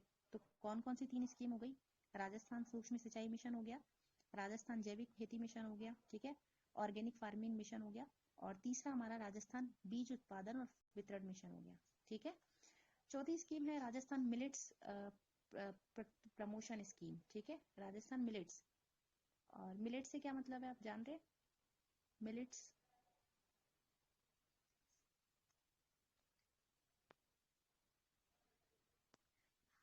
दरअसल मिलेट्स में बाजरा नहीं आता, मिलेट्स में मोटे अनाज आते हैं, ठीक है। आप सब बाजरा लिख रहे हैं, बिल्कुल ठीक है, धर्म जी ने लिखा है कि मोटा अनाज, दरअसल जो मिलेट्स से मतलब है मोटा अनाज, ठीक है। तो सरकार ने मोटे अनाज को प्रोत्साहन देने के लिए राजस्थान मिलेट्स प्रोत्साहन मिशन चला है, जिसमें बाजरा होगा, साथ में ज्वार भी होगा, ठीक है, रागी भी होगा, मक्का भी होगा, ठीक है, कोर्स के बिल्कुल ठीक है ना, मोटे अनाज शामिल किए जाते हैं, तो इसीलिए मिलेट्स प्रोत्साहन मिशन चलाया राजस्थान, किसको प्रमोट करने के लिए, सिर्फ बाजरा को नहीं, बाजरा के साथ साथ जो भी मोटे अनाज में शामिल किए जाते हैं, है ना, ज्वार, रागी, मक्का, ये सब चीजें, ठीक है। और एक इन्होंने बात की है centre of excellence for millets, अगर क्वेश्चन आ जाए कि centre of excellence for millets की सरकार ने स्थापना की बात की। एक ऐसा सेंटर बनाया जाएगा जो मिलेट्स को प्रमोट करेगा। हाँ, ये आपने ठीक कहा, इंटरनेशनल ऑफ मिलेट्स, ये ठीक है। इस बार के जो वर्ष है इसको अंतर्राष्ट्रीय वर्ष घोषित किया गया मिलेट्स को लेकर। तो अभी एक एक्सीलेंस ऑफ फॉर मिलेट्स स्थापित किया जाएगा राजस्थान में, है ना। कहाँ किया जाएगा स्थापित? जोधपुर एग्रीकल्चर यूनिवर्सिटी में, बिल्कुल ठीक है, वेरी गुड, है ना। 5 करोड़ की इसमें कॉस्ट आएगी सरकार की। जोधपुर में स्थापित किया जाएगा centre of excellence for millets. तो बाजरा के लिए नहीं है सिर्फ, ये किसके लिए? कोर्स ग्रेन के लिए है, जो मोटे अनाज है उनको प्रमोट करने के लिए। जोधपुर में जो एग्रीकल्चर यूनिवर्सिटी है वहां पर इसको खोला जाएगा, बिल्कुल ठीक है। चौथी स्कीम हो गई हमारी। एक पांचवी स्कीम की बात की इन्होंने, राजस्थान संरक्षित खेती मिशन, प्रोटेक्टेड कल्टीवेशन मिशन, ठीक है। राजस्थान प्रोटेक्टेड कल्टीवेटेड मिशन की बात की है, ताकि खेती को क्या कर सके, प्रोटेक्ट कर सके। उसमें भी इन्होंने सरकार ने इम्पोर्टेंट बहुत सारी चीजें डाली हैं। और नेक्स्ट स्कीम है हमारी राजस्थान उद्यानिकी विकास मिशन। राजस्थान ने फेंसिंग की जो बात की है ना, वो फेंसिंग की बात नेक्स्ट वाली स्कीम में है, फसल सुरक्षा मिशन में। ये संरक्षित खेती मिशन है, ठीक है, फेंसिंग की बात नहीं की है इसमें। राजस्थान जो उद्यानिकी विकास मिशन है, इसमें अगर कोई व्यक्ति अगर कोई लैंड लेकर उस पर फ्रूट्स और फ्लावर की खेती करता है ना, अगर कोई व्यक्ति फ्रूट्स और फ्लावर की खेती करता है, राजस्थान उद्यानिकी विकास मिशन के तहत किया जाएगा। सरकार उसको 75% क्या देगी? अनुदान देगी, है ना। अगर आप या हम में से कोई व्यक्ति चाह रहा है कि हम एक लैंड ले लें और उस पर हम फ्रूट्स और फ्लावर्स की एग्रीकल्चर करेंगे, तो सरकार हमको क्या करेगी? अनुदान देगी। ये अनुदान पहले 50% था, अब इस अनुदान को क्या कर दिया? बढ़ा दिया गया है। कितना कर दिया गया है? कितना कर दिया गया है? राजस्थान उद्यानिकी विकास मिशन किसके लिए? फ्रूट और फ्लावर की कल्टीवेशन को प्रमोट करने के लिए सरकार ने अनुदान की राशि को बढ़ाकर 75% कर दिया, बिल्कुल 75% कर दिया, ठीक है। लेकिन इसमें कंडीशन और है, अगर किसी को कंडीशन पता हो तो बताइएगा। लैंड की एक कंडीशन है कि मिनिमम इतना लैंड होना चाहिए। अगर आप किसी फ्रूट्स और फ्लावर्स का अगर कल्टीवेशन कर रहे हैं तो मिनिमम लैंड होना चाहिए। वो लैंड कितने हेक्टेयर की इन्होंने बात की है? 75% अनुदान तो ठीक है, इन्होंने एक लैंड की बात की है। कितने हेक्टेयर लैंड होना चाहिए? 1.5 हेक्टेयर लैंड, ठीक है, ये भी इंपॉर्टेंट याद रखिएगा। 6 हो गया हमारा। अब देखिए 7th है इसमें राजस्थान फसल सुरक्षा मिशन, है ना। फसल सुरक्षा मिशन जिसमें आप फेंसिंग की बात कर रहे थे, ये वाला है। क्योंकि अब क्या होता है, किसान जब अपना फसल का प्रोडक्शन करता है तो वहां पर जो आवारा पशु हैं वो उनकी फसल को काफी बर्बाद कर देते हैं, है ना। स्पेशली इसमें नील गाय की बात की है, क्योंकि सबसे ज्यादा जो नुकसान होता है वो नील गाय से होता है किसानों को। तो इसीलिए सरकार ने फेंसिंग के लिए यानी तारबंदी करने के लिए सरकार ने क्या कहा है कि हम आपको पैसा देंगे किसानों को, ताकि वो अपने खेतों के चारों ओर क्या कर सके? फेंसिंग कर सके। तो किस मिशन में बात की है? राजस्थान फसल सुरक्षा मिशन, बहुत ही इंपॉर्टेंट है। और आवारा पशुओं से जो फसल को नुकसान होता है उससे बचाने के लिए। लेकिन इसमें भी एक कंडीशन है, सेम कंडीशन है इसमें। इसमें 1.5 हेक्टेयर लैंड होना चाहिए आपके पास, और अगर उससे कम लैंड है तो फेंसिंग नहीं होगी, ठीक है। 1.5 हेक्टेयर तक के लैंड में ही फेंसिंग होगी, ठीक है। और नेक्स्ट इसमें 7th हो गया हमारा। 7th हो गया राजस्थान क्रॉप सिक्योरिटी मिशन, ठीक है। और राजस्थान हॉर्टिकल्चर डेवलपमेंट मिशन, उद्यानिकी विकास मिशन का मतलब है राजस्थान हॉर्टिकल्चर डेवलपमेंट मिशन। और राजस्थान संरक्षित खेती मिशन का मतलब है राजस्थान प्रोटेक्टेड कल्टीवेटेड मिशन, ठीक है। अब नेक्स्ट इसमें हमने बात की है राजस्थान भूमि उर्वरक मिशन, ठीक है। Land fertiliser scheme mission, scheme या मिशन कुछ भी बोल सकते हैं। इसमें इसमें बताइए अगर आपने कुछ पढ़ा हो तो।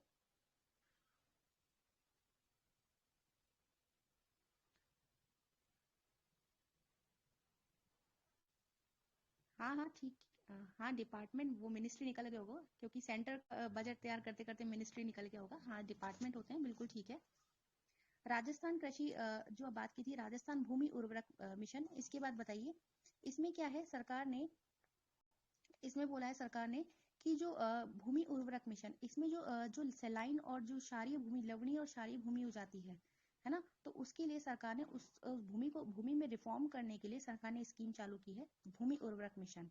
इसमें अच्छा दो चीजें बताइए, एक लवणीय भूमि होती है और एक क्षारीय भूमि होती है, तो इनका पीएच मान कितना होता है? दो लैंड होती है, एक तो लवणीय और एक क्षारीय। ठीक है, लवणीय थोड़ा सा, क्षारीय थोड़ा सा उसका चरम रूप होता है, जब वो ज्यादा लवणीय हो जाती है तो उसको क्षारीय बोलते हैं। तो इनका पीएच मान कितना है?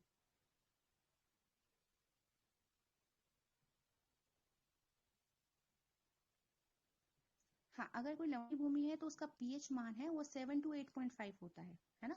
ठीक है। और अगर क्षारीय भूमि है तो उसका 8.5 से अगर ज्यादा पीएच है तो वो क्षारीय भूमि है। ठीक है, तो ये पीएच भी आप याद रखिएगा।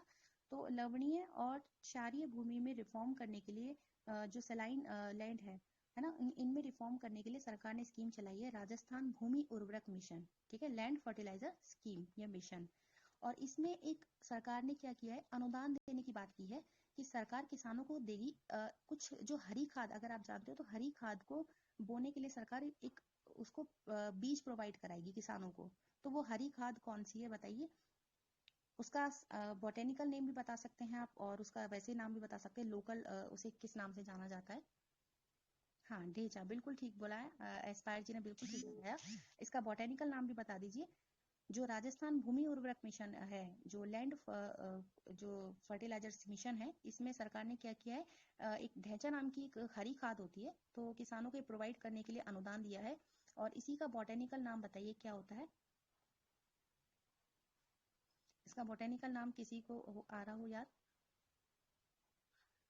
इसका बॉटेनिकल नेम है सेसबेनिया रोस्ट्रेटा। ठीक है, तो सेसबेनिया रोस्ट्रेटा की एक बीज या सीड किसानों को प्रोवाइड किया जाएगा, जिससे कि जो लैंड है वो क्या हो सके, लवणीय और क्षारीय होने से रोक सके। ठीक है, उसमें सुधार आ सके भूमि में।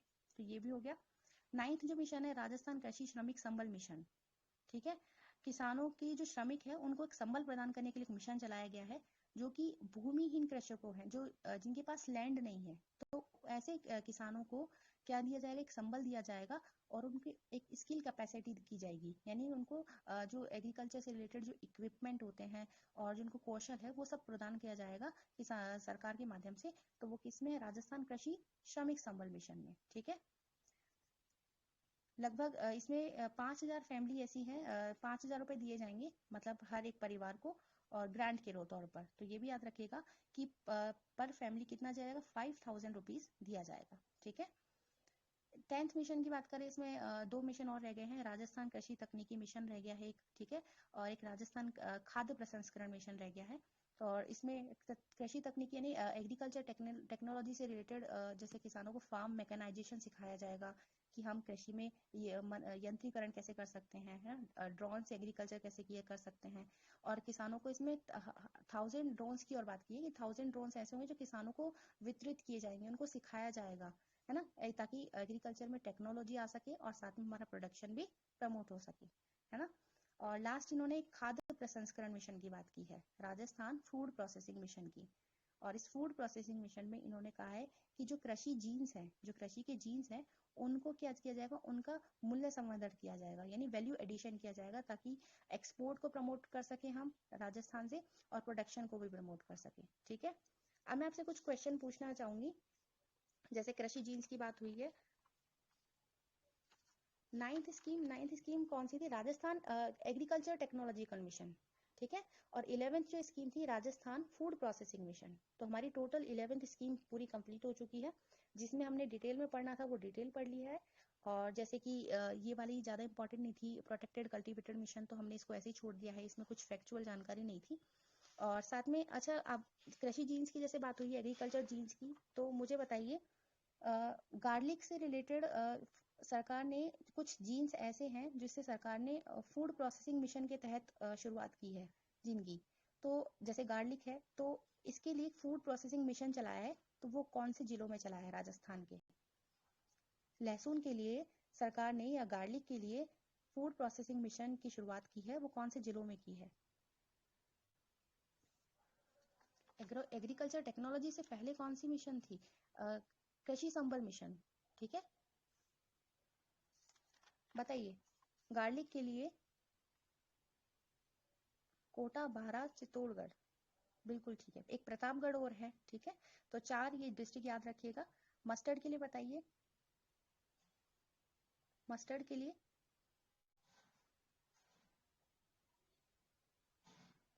मस्टर्ड के लिए नहीं याद आ पा रहा? मस्टर्ड के लिए इन्होंने अलवर, भरतपुर, देखो ऐसे याद कर सकते हैं, ऐसे ABCD के से थोड़ा सा याद रख सकते हैं। A से अलवर, B से भरतपुर, और C से करौली, और D से धौलपुर, और एक सवाई माधोपुर और है, तो ये याद रख सकते हैं आप, जो कि मस्टर्ड के लिए है। फूड प्रोसेसिंग मिशन शुरू किए जाएंगे। अच्छा, पोमीग्रेनेट के लिए, अनार के लिए कौन सा है?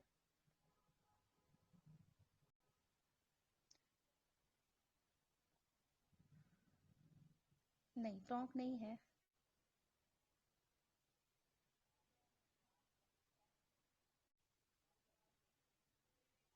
बाड़मेर है और जालोर है, बिल्कुल बिल्कुल ठीक, वेरी गुड।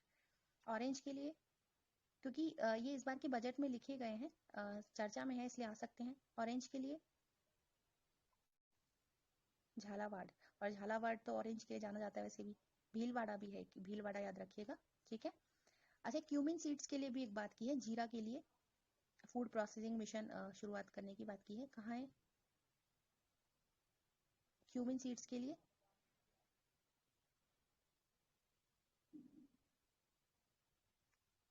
जोधपुर, हाँ बिल्कुल ठीक है, वेरी गुड।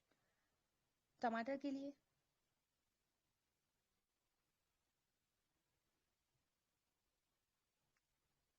जयपुर, बिल्कुल। तो ये चारों याद रखिएगा। गार्लिक के लिए, पोमीग्रेनेट के लिए ऑरेंज, क्यूमिन सीड और टमाटो, टोमेटो है ना, इनके आप याद रखिएगा कि फूड प्रोसेसिंग मिशन कहाँ से शुरुआत किए जा रहे हैं। बाड़मेर और जालोर, ठीक है। अनार के लिए है बाड़मेर और जालोर, ठीक है। अच्छा, इन्होंने एक बात की है बजट में, कि एक सौंफ जीन की एक तरह से विशिष्ट मंडी स्थापित की जाएगी। सौंफ के जीन्स के लिए एक विशिष्ट मंडी स्थापित की जाएगी। कहाँ पर की जाएगी वो? सिरोही नहीं, गलत, सिरोही नहीं है।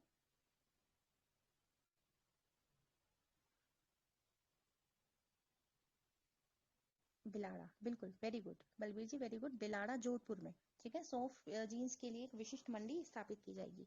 और एक इन्होंने बात की है एग्रीकल्चर बजट में ही, मिनिस्ट्री एक तरह से mini agro food park. Mini agro, 12 नहीं है, बिलाड़ा है जोधपुर में। रीना जी 12 नहीं है, करेक्ट कीजिए। मिनी फूड पार्क की बात की है, mini agro food park, sorry, mini agro food park एक प्रपोज्ड है, जो खोला जाएगा। एग्रीकल्चर के लिए एक मिनी एग्रो फूड पार्क स्थापित किया जाएगा। कहाँ किया जाएगा, बताइए।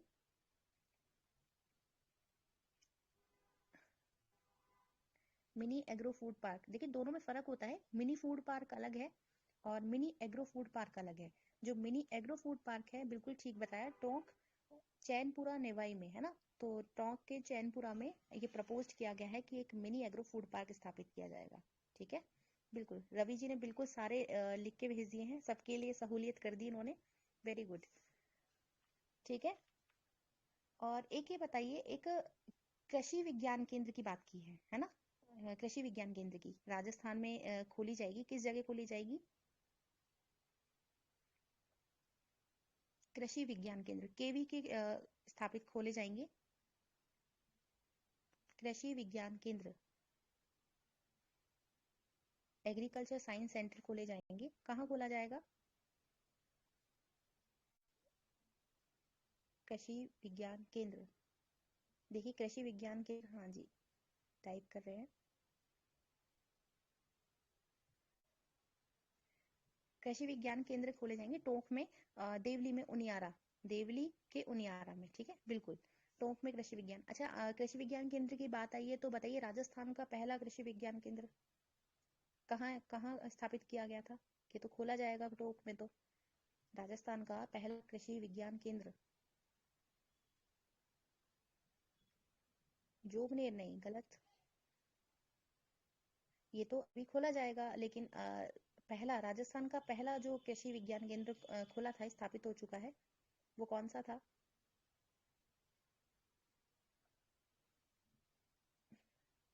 सूरतगढ़ नहीं, बीकानेर भी नहीं, बताइए। उदयपुर भी नहीं, सारे ही आपने लिख दिए, लेकिन सही आंसर नहीं आ पा रहा। देखिए राजस्थान का जो पहला केवीके था वो फतेहपुर था, सीकर में, है ना, तो याद रखिएगा ये। बिल्कुल सीकर में, रीना जी बिल्कुल ठीक है। अच्छा, एक और बात की है इन्होंने एग्रीकल्चर कॉलेज खोलने की, कि एक एग्रीकल्चर कॉलेज खोला जाएगा, फर्स्ट केवीके फतेहपुर सीकर, बिल्कुल ठीक है। अच्छा, आपसे एक बात की थी मिनी एग्रो फूड पार्क की, आपने बताया था टोंक। मिनी फूड पार्क कहाँ है? एग्रो फूड पार्क तो आपने बता दिया, मिनी फूड पार्क कहाँ पर है? राजस्थान में कोई भी जितने भी जिले हैं जो आपको याद हो आप बता सकते हैं, क्योंकि क्वेश्चन में आ सकता है कि राजस्थान में मिनी फूड पार्क्स कहाँ कहाँ खोले गए हैं। नहीं, सीकर नहीं है। बाड़मेर बिल्कुल ठीक है। मिनी एग्रो फूड पार्क तो टोक हो गया, मिनी फूड पार्क बताइए। हाँ बिल्कुल सही कह रहे हैं आप। जोधपुर, बाड़मेर, भीलवाड़ा है, भरतपुर है, कोटा है, टोंक, बूंदी, बारा, ये ऐसी जगह है जहाँ पर मिनी फूड पार्क स्थापित किए जाएंगे, ठीक है। तो ये आपका एग्रीकल्चर बजट भी स्टार्ट हो गया है, मतलब एक तरह से खत्म हो गया है। आपने एग्रीकल्चर बजट में सारी चीजें देख ली। और अब ये मुझे बताइए, सेंटर का जो बजट है वो आप अभी करना चाहेंगे या नेक्स्ट सेशन में? आप कहें तो स्टार्ट कर दे सेंटर वाला। देखिए मिनी जो एग्रो फूड पार्क है, मिनी एग्रो फूड पार्क, वो बेसिकली एग्रीकल्चर प्रोडक्ट से रिलेटेड होता है, ठीक है। और मिनी फूड पार्क उसमें डिफरेंट डिफरेंट जितने भी फूड्स हैं वो सब आ सकते हैं, लेकिन ये एक तरह से इंडिविजुअल हो गया, फूड एग्रीकल्चर से रिलेटेड, ठीक है। कैरी करते हैं। देखिए आपने बजट की सारी हिस्ट्री देख ली, सब चीज आपने देख लिया, बजट क्या होता है ना, और उससे रिलेटेड सारी चीजें देख ली। अब आपका जो केंद्र सरकार का बजट है, इसे अमृत बजट का नाम दिया गया है। जानते हैं आप अमृत बजट कहा गया है इस बार के जो बजट है? मेगा फूड पार्क अलग है। जो बजट जो 2022-23 है ना, इसमें हमने आर्टिकल देख लिए थे 112-202, और इसका मनी बिल के रूप में भी देख लिया था। और अभी जो बजट है इसे एक तरह से अमृत पीरियड के रूप में कहा गया है। आपने सुना होगा कि अमृत काल का बजट है ना, तो क्या है अमृत पीरियड, क्या है अमृत पीरियड, क्या है कि हाँ 75 to 100, ठीक है। देखिए मैं बताती हूँ क्या है अमृत पीरियड। ऐसे इसलिए कहा गया है कि इंडिया, अभी हमने जो भारत की 75th है ना एनिवर्सरी मनाई थी इंडिपेंडेंस की, 75th ईयर्स ऑफ इंडिपेंडेंस अपने सेलिब्रेट किया था। तो सरकार ने 75 से लेकर 2047 तक, जब हम हमारे 25 ईयर्स कंप्लीट हो जाएंगे, यानी जब इंडिया 100 एनिवर्सरी मना रहा होगा अपनी, कब? 2047 में। तो उस दौरान यानी उसके बीच के जो पीरियड है 25 ईयर्स को, उसको अमृतकाल कहा है। सरकार ने कहा है कि हम इन 25 वर्षों में एक रोड मैप तैयार करेंगे, और उस रोड मैप में हम डिफरेंट डिफरेंट सेक्टर्स में बहुत सारी चीजें करेंगे, ठीक है। तो उस काल को क्या बोला है इन्होंने? अमृत पीरियड कहा है, ठीक है। तो अमृत पीरियड जो है वो 4 सेक्टर में प्रायोरिटीज डिफाइन की है। वो 4 सेक्टर कौन से हैं? सरकार ने 4 सेक्टर डिफाइन किए हैं अमृत पीरियड में, बताइए अगर आपको याद है तो। वो 4 प्रायोरिटीज कौन कौन सी है?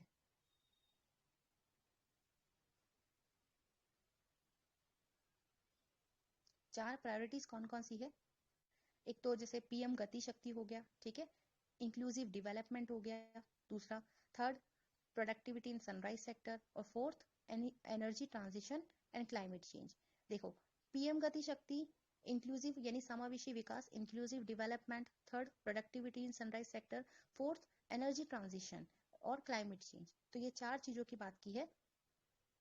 First first mega food park Ajmer में है, बीकानेर एंड जोधपुर में भी बना रहेगा। आप मेगा फूड पार्क पर ही हैं क्या अभी? चलिए इसको लास्ट में देखेंगे एक बार यहाँ पीएम गति शक्ति, आप समझ पा रहे हैं? PM Gati Shakti, inclusive development, productivity in sunrise sector, and energy transition, और क्लाइमेट चेंज। ये 4 सेक्टर, ये 4 प्रायोरिटीज हमारी सरकार ने इस बार के बजट में मेंशन की है। और पीएम गति शक्ति में भी इन्होंने 7 सेक्टर डिफाइन किए हैं, जिन्हें 7 इंजन्स ऑफ ग्रोथ कहा गया है, यानी हमारी समृद्धि का इंजन कहा गया है, ठीक है। तो पीएम गति शक्ति पे हो सकता है क्वेश्चन आ जाए, क्योंकि यहाँ से तो, क्योंकि फरवरी में आया था कि सेंटर का बजट, तो यहाँ से तो मेंस में क्वेश्चन आ सकते हैं। तो पीएम गति शक्ति में 7 सेक्टर और बताए हैं, 4 प्रायोरिटीज और 7 सेक्टर, वो 7 सेक्टर के नाम आप लिखिए जिसे सरकार ने एम्प्लॉयमेंट जनरेट करने का एक तरह से एम रखा है, सरकार ने लक्ष्य रखा है कि रोजगार के अवसर सृजन करेंगे। ये 7 सेक्टर हैं। वो कौन कौन से 7 सेक्टर हैं, नाम लिखिए जितने भी 7 इंजन है पीएम गति शक्ति के अंदर। एनर्जी पावर इंफ्रास्ट्रक्चर ये नहीं है, बलबीर जी बिल्कुल ठीक बोल रहे हैं। Road, railways, airports, cargo, transport, waterways, ठीक है, एयरपोर्ट भी सही है। और बाकी रह गए जो, जैसे वाटरवेज रह गया, लॉजिस्टिक इंफ्रास्ट्रक्चर रह गया, है ना, ट्रांसपोर्ट रह गया। अच्छा, लॉजिस्टिक क्या होता है? हाँ जी, आपने बिल्कुल, कालू राम मीना जी ने सारे बता दिए 7 सेक्टर। अच्छा, लॉजिस्टिक क्या होता है? लॉजिस्टिक से रिलेटेड कोई क्वेश्चन आ जाए 2 मार्क में, आप लॉजिस्टिक से क्या समझते हैं? लॉजिस्टिक बताइए। 2 मार्क में मान लीजिए पूछ लिया जाए कि लॉजिस्टिक्स से क्या तात्पर्य है? परिवहन, ये थोड़ा सा तो जनरल आंसर हो गया बिल्कुल, परिवहन तो नहीं। बताइए। Farm to factory and to consumer, हाँ कुछ कुछ ठीक है। मतलब एक तरह से सप्लाई चेन मैनेजमेंट का पार्ट है लॉजिस्टिक। किसका पार्ट है? सप्लाई चेन मैनेजमेंट का पार्ट है, जिसमें प्रोडक्शन से लेकर और कंज्यूमर तक पहुंचने की जितनी भी एक्टिविटीज होती हैं वो सारी चीजें शामिल होती है लॉजिस्टिक में, ठीक है। अब इसमें हम सेक्टर वाइज देख लेते हैं कि डिफरेंट डिफरेंट सेक्टर में क्या क्या बात की गई है। तो हम सबसे पहले शुरुआत करेंगे हेल्थ सेक्टर से, ठीक है। सरकार ने हेल्थ सेक्टर में क्या कहा है? सरकार ने कहा एक नेशनल डिजिटल हेल्थ इकोसिस्टम बनाया जाएगा।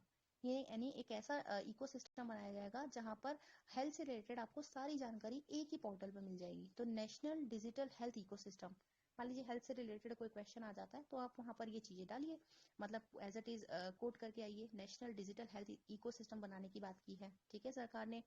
और एक टेलीमेंटल प्रोग्राम भी लॉन्च करने की बात की है। टेलीमेंटल प्रोग्राम क्या है? नेशनल टेलीमेंटल प्रोग्राम अगर पूछ लिया जाए 2 मार्क का क्वेश्चन में कि अभी बजट में, हाल ही में बजट में चर्चित नेशनल टेलीमेंटल प्रोग्राम से आप क्या समझते हैं? हाँ, रीना जी ने बिल्कुल ठीक है, कच्चे माल से लेकर उपभोक्ता तक माल की पहुंच, ठीक है। बताइए नेशनल टेलीमेंटल प्रोग्राम क्या है, क्योंकि इसको तो आपको तैयार करके जाना ही है, मेंस में तो आ सकते हैं। Online counselling of mental patient, बिल्कुल ठीक, वेरी गुड। कि कोई व्यक्ति मानसिक रूप से परेशान है, मेंटल इलनेस है कोई, तो वो क्या करता है, उस टेली मेंटल जो प्रोग्राम है वहाँ पर मेंटल काउंसलिंग कर सकता है। यानी वहाँ पर अपने जो मानसिक तनाव है उसको कम करने के लिए काउंसिल हायर कर सकता है। तो बहुत ही अच्छा इनोवेशन है consulting through online, very good. अच्छा, इन्होंने एक इंटीग्रेटेड आर्किटेक्चर और बताया जिसमें इन्होंने 4 मिशन की बात की है, ठीक है। Ministry of child and women welfare के अंतर्गत 4 मिशन है। वो 4 मिशन कौन से हैं? 4 ही मिशन इस बार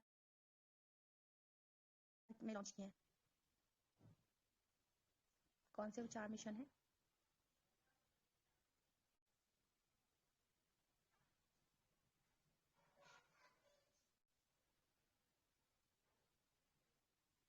हाँ बिल्कुल, आंगनवाड़ी एम्पावरमेंट, बिल्कुल। देखिए मिशन शक्ति है एक, देखो मिशन गति शक्ति अलग है जिसमें 7 सेक्टर डिफाइन किए गए हैं, और ये मिशन शक्ति है वो ट्रांसपोर्ट से रिलेटेड था, मिशन गति शक्ति। और मिशन शक्ति विमेन एंड चाइल्ड वेलफेयर से रिलेटेड है, ठीक है। मिशन शक्ति, मिशन वात्सल्य, सक्षम आंगनवाड़ी और न्यूट्रिशन 2.0 यानी न्यूट्रिशन का सेकंड फेज इसमें लॉन्च किया गया है। तो महिला और बाल विकास जो अगर कल्याण से रिलेटेड क्वेश्चन आता है तो वहां पर आप ये 4 मिशन कोड करके आ सकते हैं, ठीक है। कौन कौन से? मिशन शक्ति, मिशन वात्सल्य, सक्षम आंगनवाड़ी और एक पोषण 2.0, ठीक है। ये 4 टिप्स रहनी चाहिए आपकी, और आपको जहां भी लगे चाइल्ड से रिलेटेड क्वेश्चन आ रहा है, महिला से रिलेटेड आ रहा है, तो वहां पर आप कोड कर सकते हैं। और इन्होंने एक चीज और बात की है, न्यूट्रिशन यानी पोषण, पोषण 2.0 यानी पोषण का सेकंड फेज है ये। एक स्कीम मिशन पहले लॉन्च किया जा चुका है, उसका सेकंड फेज इन्होंने इस बार लॉन्च किया है, ठीक है। और एक और बात की है इन्होंने कि जो 2 लाख आंगनवाड़ी है यानी उनको अपग्रेड किया जाएगा सक्षम आंगनवाड़ी में, यानी 2 lakhs anganwadi to be upgraded to Saksham anganwadi, ठीक है। जितनी भी आंगनवाड़ी है 2 लाख, उनको एक तरह से सक्षम बनाया जाएगा, उसमें बहुत सारी फैसिलिटी प्रोवाइड की जाएगी सरकार के माध्यम से, ठीक है। तो वो ये चीजें आप डाल सकते हैं। हेल्थ सेक्टर से रिलेटेड हो गई। एजुकेशन में देखिए, एजुकेशन में इन्होंने यूनिवर्सलाइजेशन की बात की है। और यूनिवर्सलाइजेशन भी किसका, क्वालिटी एजुकेशन। सरकार ने कहा है कि हम क्वालिटी गुणवत्तापूर्ण शिक्षा का क्या करेंगे, सार्वभौमिकरण करेंगे, यूनिवर्सलाइजेशन ऑफ क्वालिटी एजुकेशन। तो ये आप कोट कर सकते हैं, एजुकेशन से रिलेटेड क्वेश्चन आता है तो। और एक ई विद्या स्कीम की बात की है, बताइए ई विद्या स्कीम क्या है। ई विद्या स्कीम बहुत ही ज्यादा इंपॉर्टेंट स्कीम है। ई विद्या स्कीम ऑनलाइन एजुकेशन, बिल्कुल। देखिए अभी क्या होता है ई विद्या स्कीम में, क्या होता है, जो आप टीवी पर दूरदर्शन प्रोग्राम देखते हैं तो वहां पर लगभग सरकार ने 12 चैनल लॉन्च किए थे। 12 चैनल यानी फर्स्ट क्लास से लेकर 12th क्लास तक। वो 12 चैनल ऐसे थे कि फर्स्ट क्लास का स्टूडेंट फर्स्ट अपनी क्लास से रिलेटेड वहाँ प्रोग्राम देख सकता था, सेकंड क्लास 12th क्लास तक थी। लेकिन अभी इन चैनल्स की संख्या बढ़ाकर कितनी कर दी, 200 कर दिया, ठीक है। तो ये 200 चैनल हो चुके हैं ई विद्या स्कीम के तहत। तो 1 क्लास 1 टीवी का एक बहुत अच्छा उदाहरण है और गवर्नमेंट ने स्टार्ट कर दिया है, इसमें 200 नए चैनल इसमें बढ़ा दिए गए हैं। और उन्होंने सरकार ने डिजिटल यूनिवर्सिटी बात की है, सुना है आपने डिजिटल यूनिवर्सिटी। जैसे यूट्यूब है, यूट्यूब क्या है, यूट्यूब एक क्या है, यूनिवर्सिटी तो है क्यों, जहाँ पर आप कुछ भी पढ़ सकते हैं, इतने सारे टीचर्स देख सकते हैं ऑनलाइन, है ना। तो इसी तरह सरकार ने अनाउंसमेंट किया है कि डिजिटल यूनिवर्सिटी बनाई जाएगी और डिजिटल यूनिवर्सिटी में डिजिटल टीचर होंगे, है ना। तो बहुत ही अच्छा एक इनोवेशन है, बहुत अच्छी पहल है। और वर्चुअल एप्स की भी बात की है, वर्चुअल एप्स होंगी और स्किलिंग ई लैब्स होंगी, ठीक है। तो ये एजुकेशन के क्षेत्र में बहुत ही अच्छी चीजें बात की है, तो वहाँ आप ये सब चीजें डाल सकते हैं। नेक्स्ट हम बात कर लेते हैं स्किल डेवलपमेंट के लिए, यानी कौशल विकास के लिए क्या बात की है। तो अगर आपको कुछ पता हो तो बताइए। कौशल विकास से रिलेटेड मान लीजिए क्वेश्चन आ जाता है और आप बजट से रिलेटेड कुछ उसमें कोट कर देते हैं तो आपका आंसर बहुत अच्छा हो जाएगा। बताइए क्या डालना चाहेंगे आप।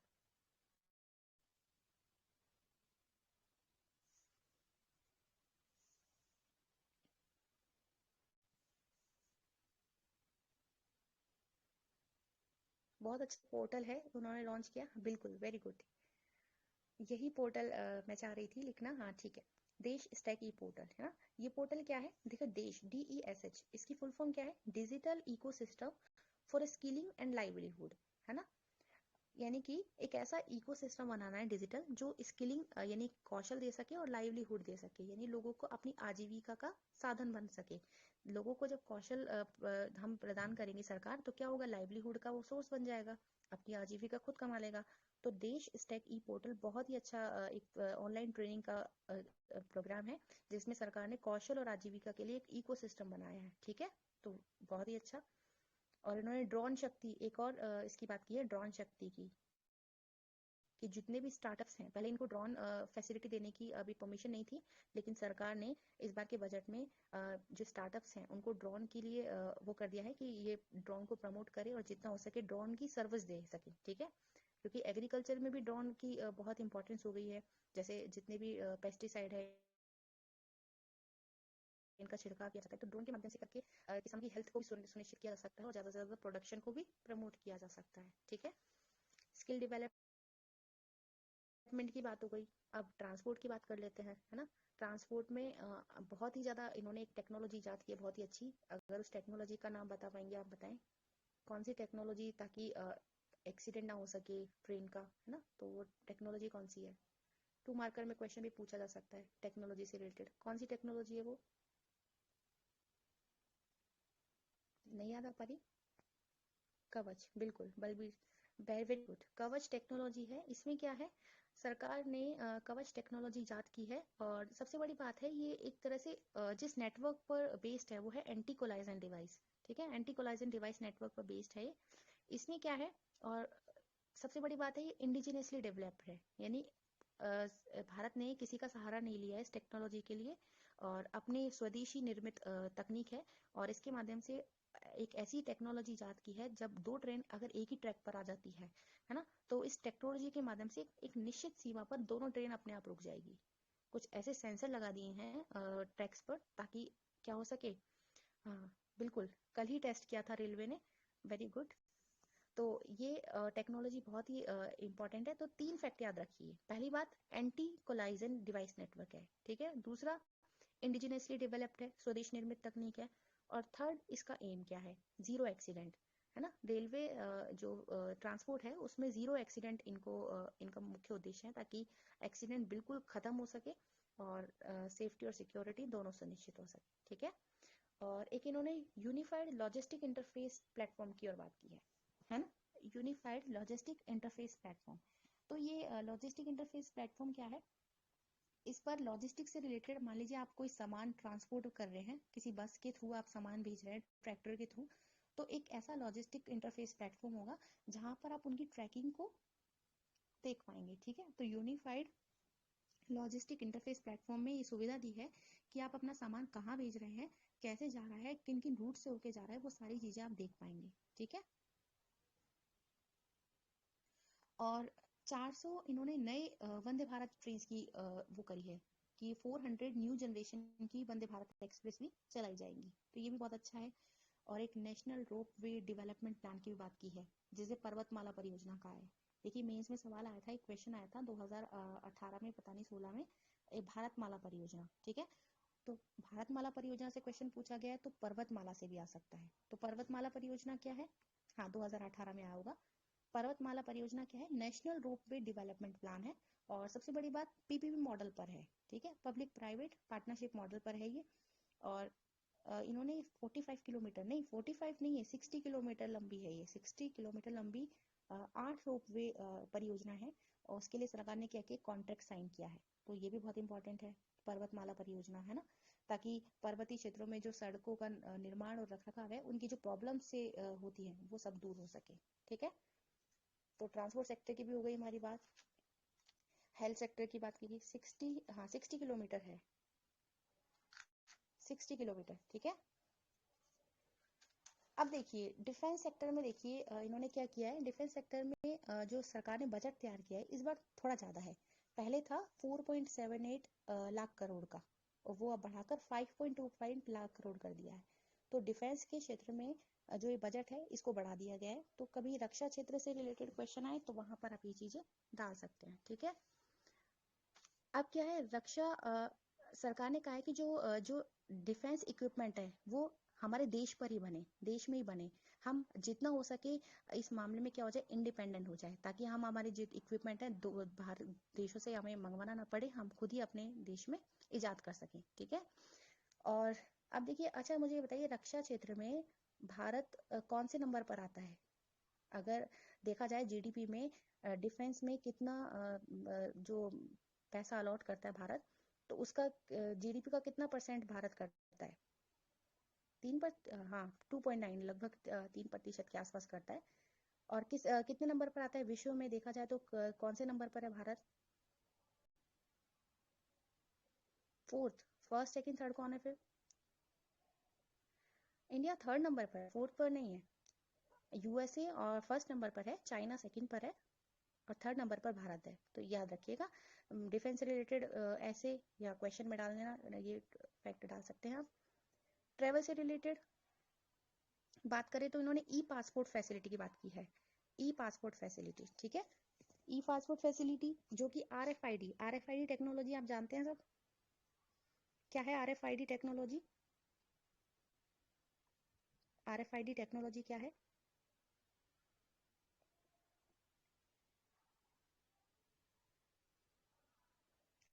रेडियो फ्रिक्वेंसी आइडेंटिफिकेशन, एक तरह से ये टेक्नोलॉजी है जिसमें, हाँ बिल्कुल, तो ये टेक्नोलॉजी पर बेस्ड है ई पासपोर्ट फैसिलिटी। और इसमें इसी पासपोर्ट में ई चिप्स होंगी, है ना, जिससे सारी जैसे आजकल बायोमेट्रिक्स हो गया सारा चीजें, है ना, जैसे कि वो आप टोल टैक्स भी क्या करते हैं, आरएफआईडी से दे देते हैं, तो इसी प्रकार ई पासपोर्ट में भी क्या है, यही टेक्नोलॉजी डाली है। तो ट्रेवल के क्षेत्र में ये बहुत बड़ा अच्छा इनोवेशन है।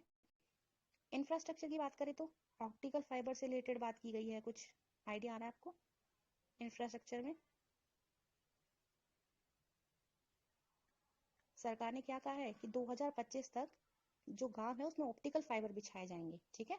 ऑप्टिकल फाइबर क्या है, जैसे सुदूर जो क्षेत्र होते हैं वहां पर क्या होता है, एक तरह से इंटरनेट की फैसिलिटी, वाईफाई फैसिलिटी नहीं पहुंच पाती, तो ऑप्टिकल फाइबर जमीन में बिछाई जाती है लाइन, ताकि रूरल क्षेत्रों में भी, यानी जो रिमोट एरियाज हैं वहां पर भी क्या हो सके, एक तरह से वाईफाई और इंटरनेट की फैसिलिटी पहुंच सके, ठीक है। तो थोड़ा सा फास्ट है, हाँ ठीक है। टेलीकॉम सेक्टर में जैसे आपको पता है 5G स्पेक्ट्रम की नीलामी सरकार ने कहा कि 2022 में हम कर देंगे, और इस साल तक 5G टेक्नोलॉजी भी आ जाएगी, है ना। और जितने ज्यादातर मोस्टली जो विलेजेस है फाइबर ब्रॉडबैंड से जोड़ दिए जाएंगे, ठीक है। ठीक है, तो एंड करें सेशन। थोड़ा सा क्रिप्टो करेंसी का था, आपको पता है क्रिप्टो करेंसी में 30% टैक्स जो बेनिफिट है उसका 30% टैक्स लगा दिया है ना। ब्लॉकचेन टेक्नोलॉजी यूज होगी, ठीक है। 30%, हाँ। बाकी जितना था मेजर मेजर पार्ट कवर हो चुका है आपका। आप भी थक गए होंगे काफी देर से, ठीक है। हाँ, पीडीएफ आपको प्रोवाइड करा देंगे, टेंशन मत लीजिए आप। एक्चुअली मैं बना नहीं पाई थी पीडीएफ।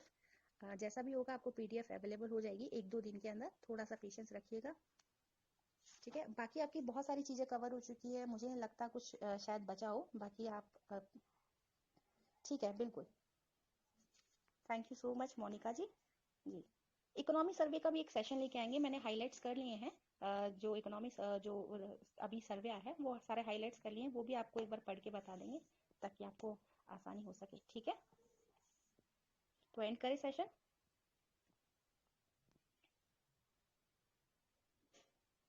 बिल्कुल बिल्कुल, thank you so much. And करें सेशन, ठीक है। Okay, thank you so much.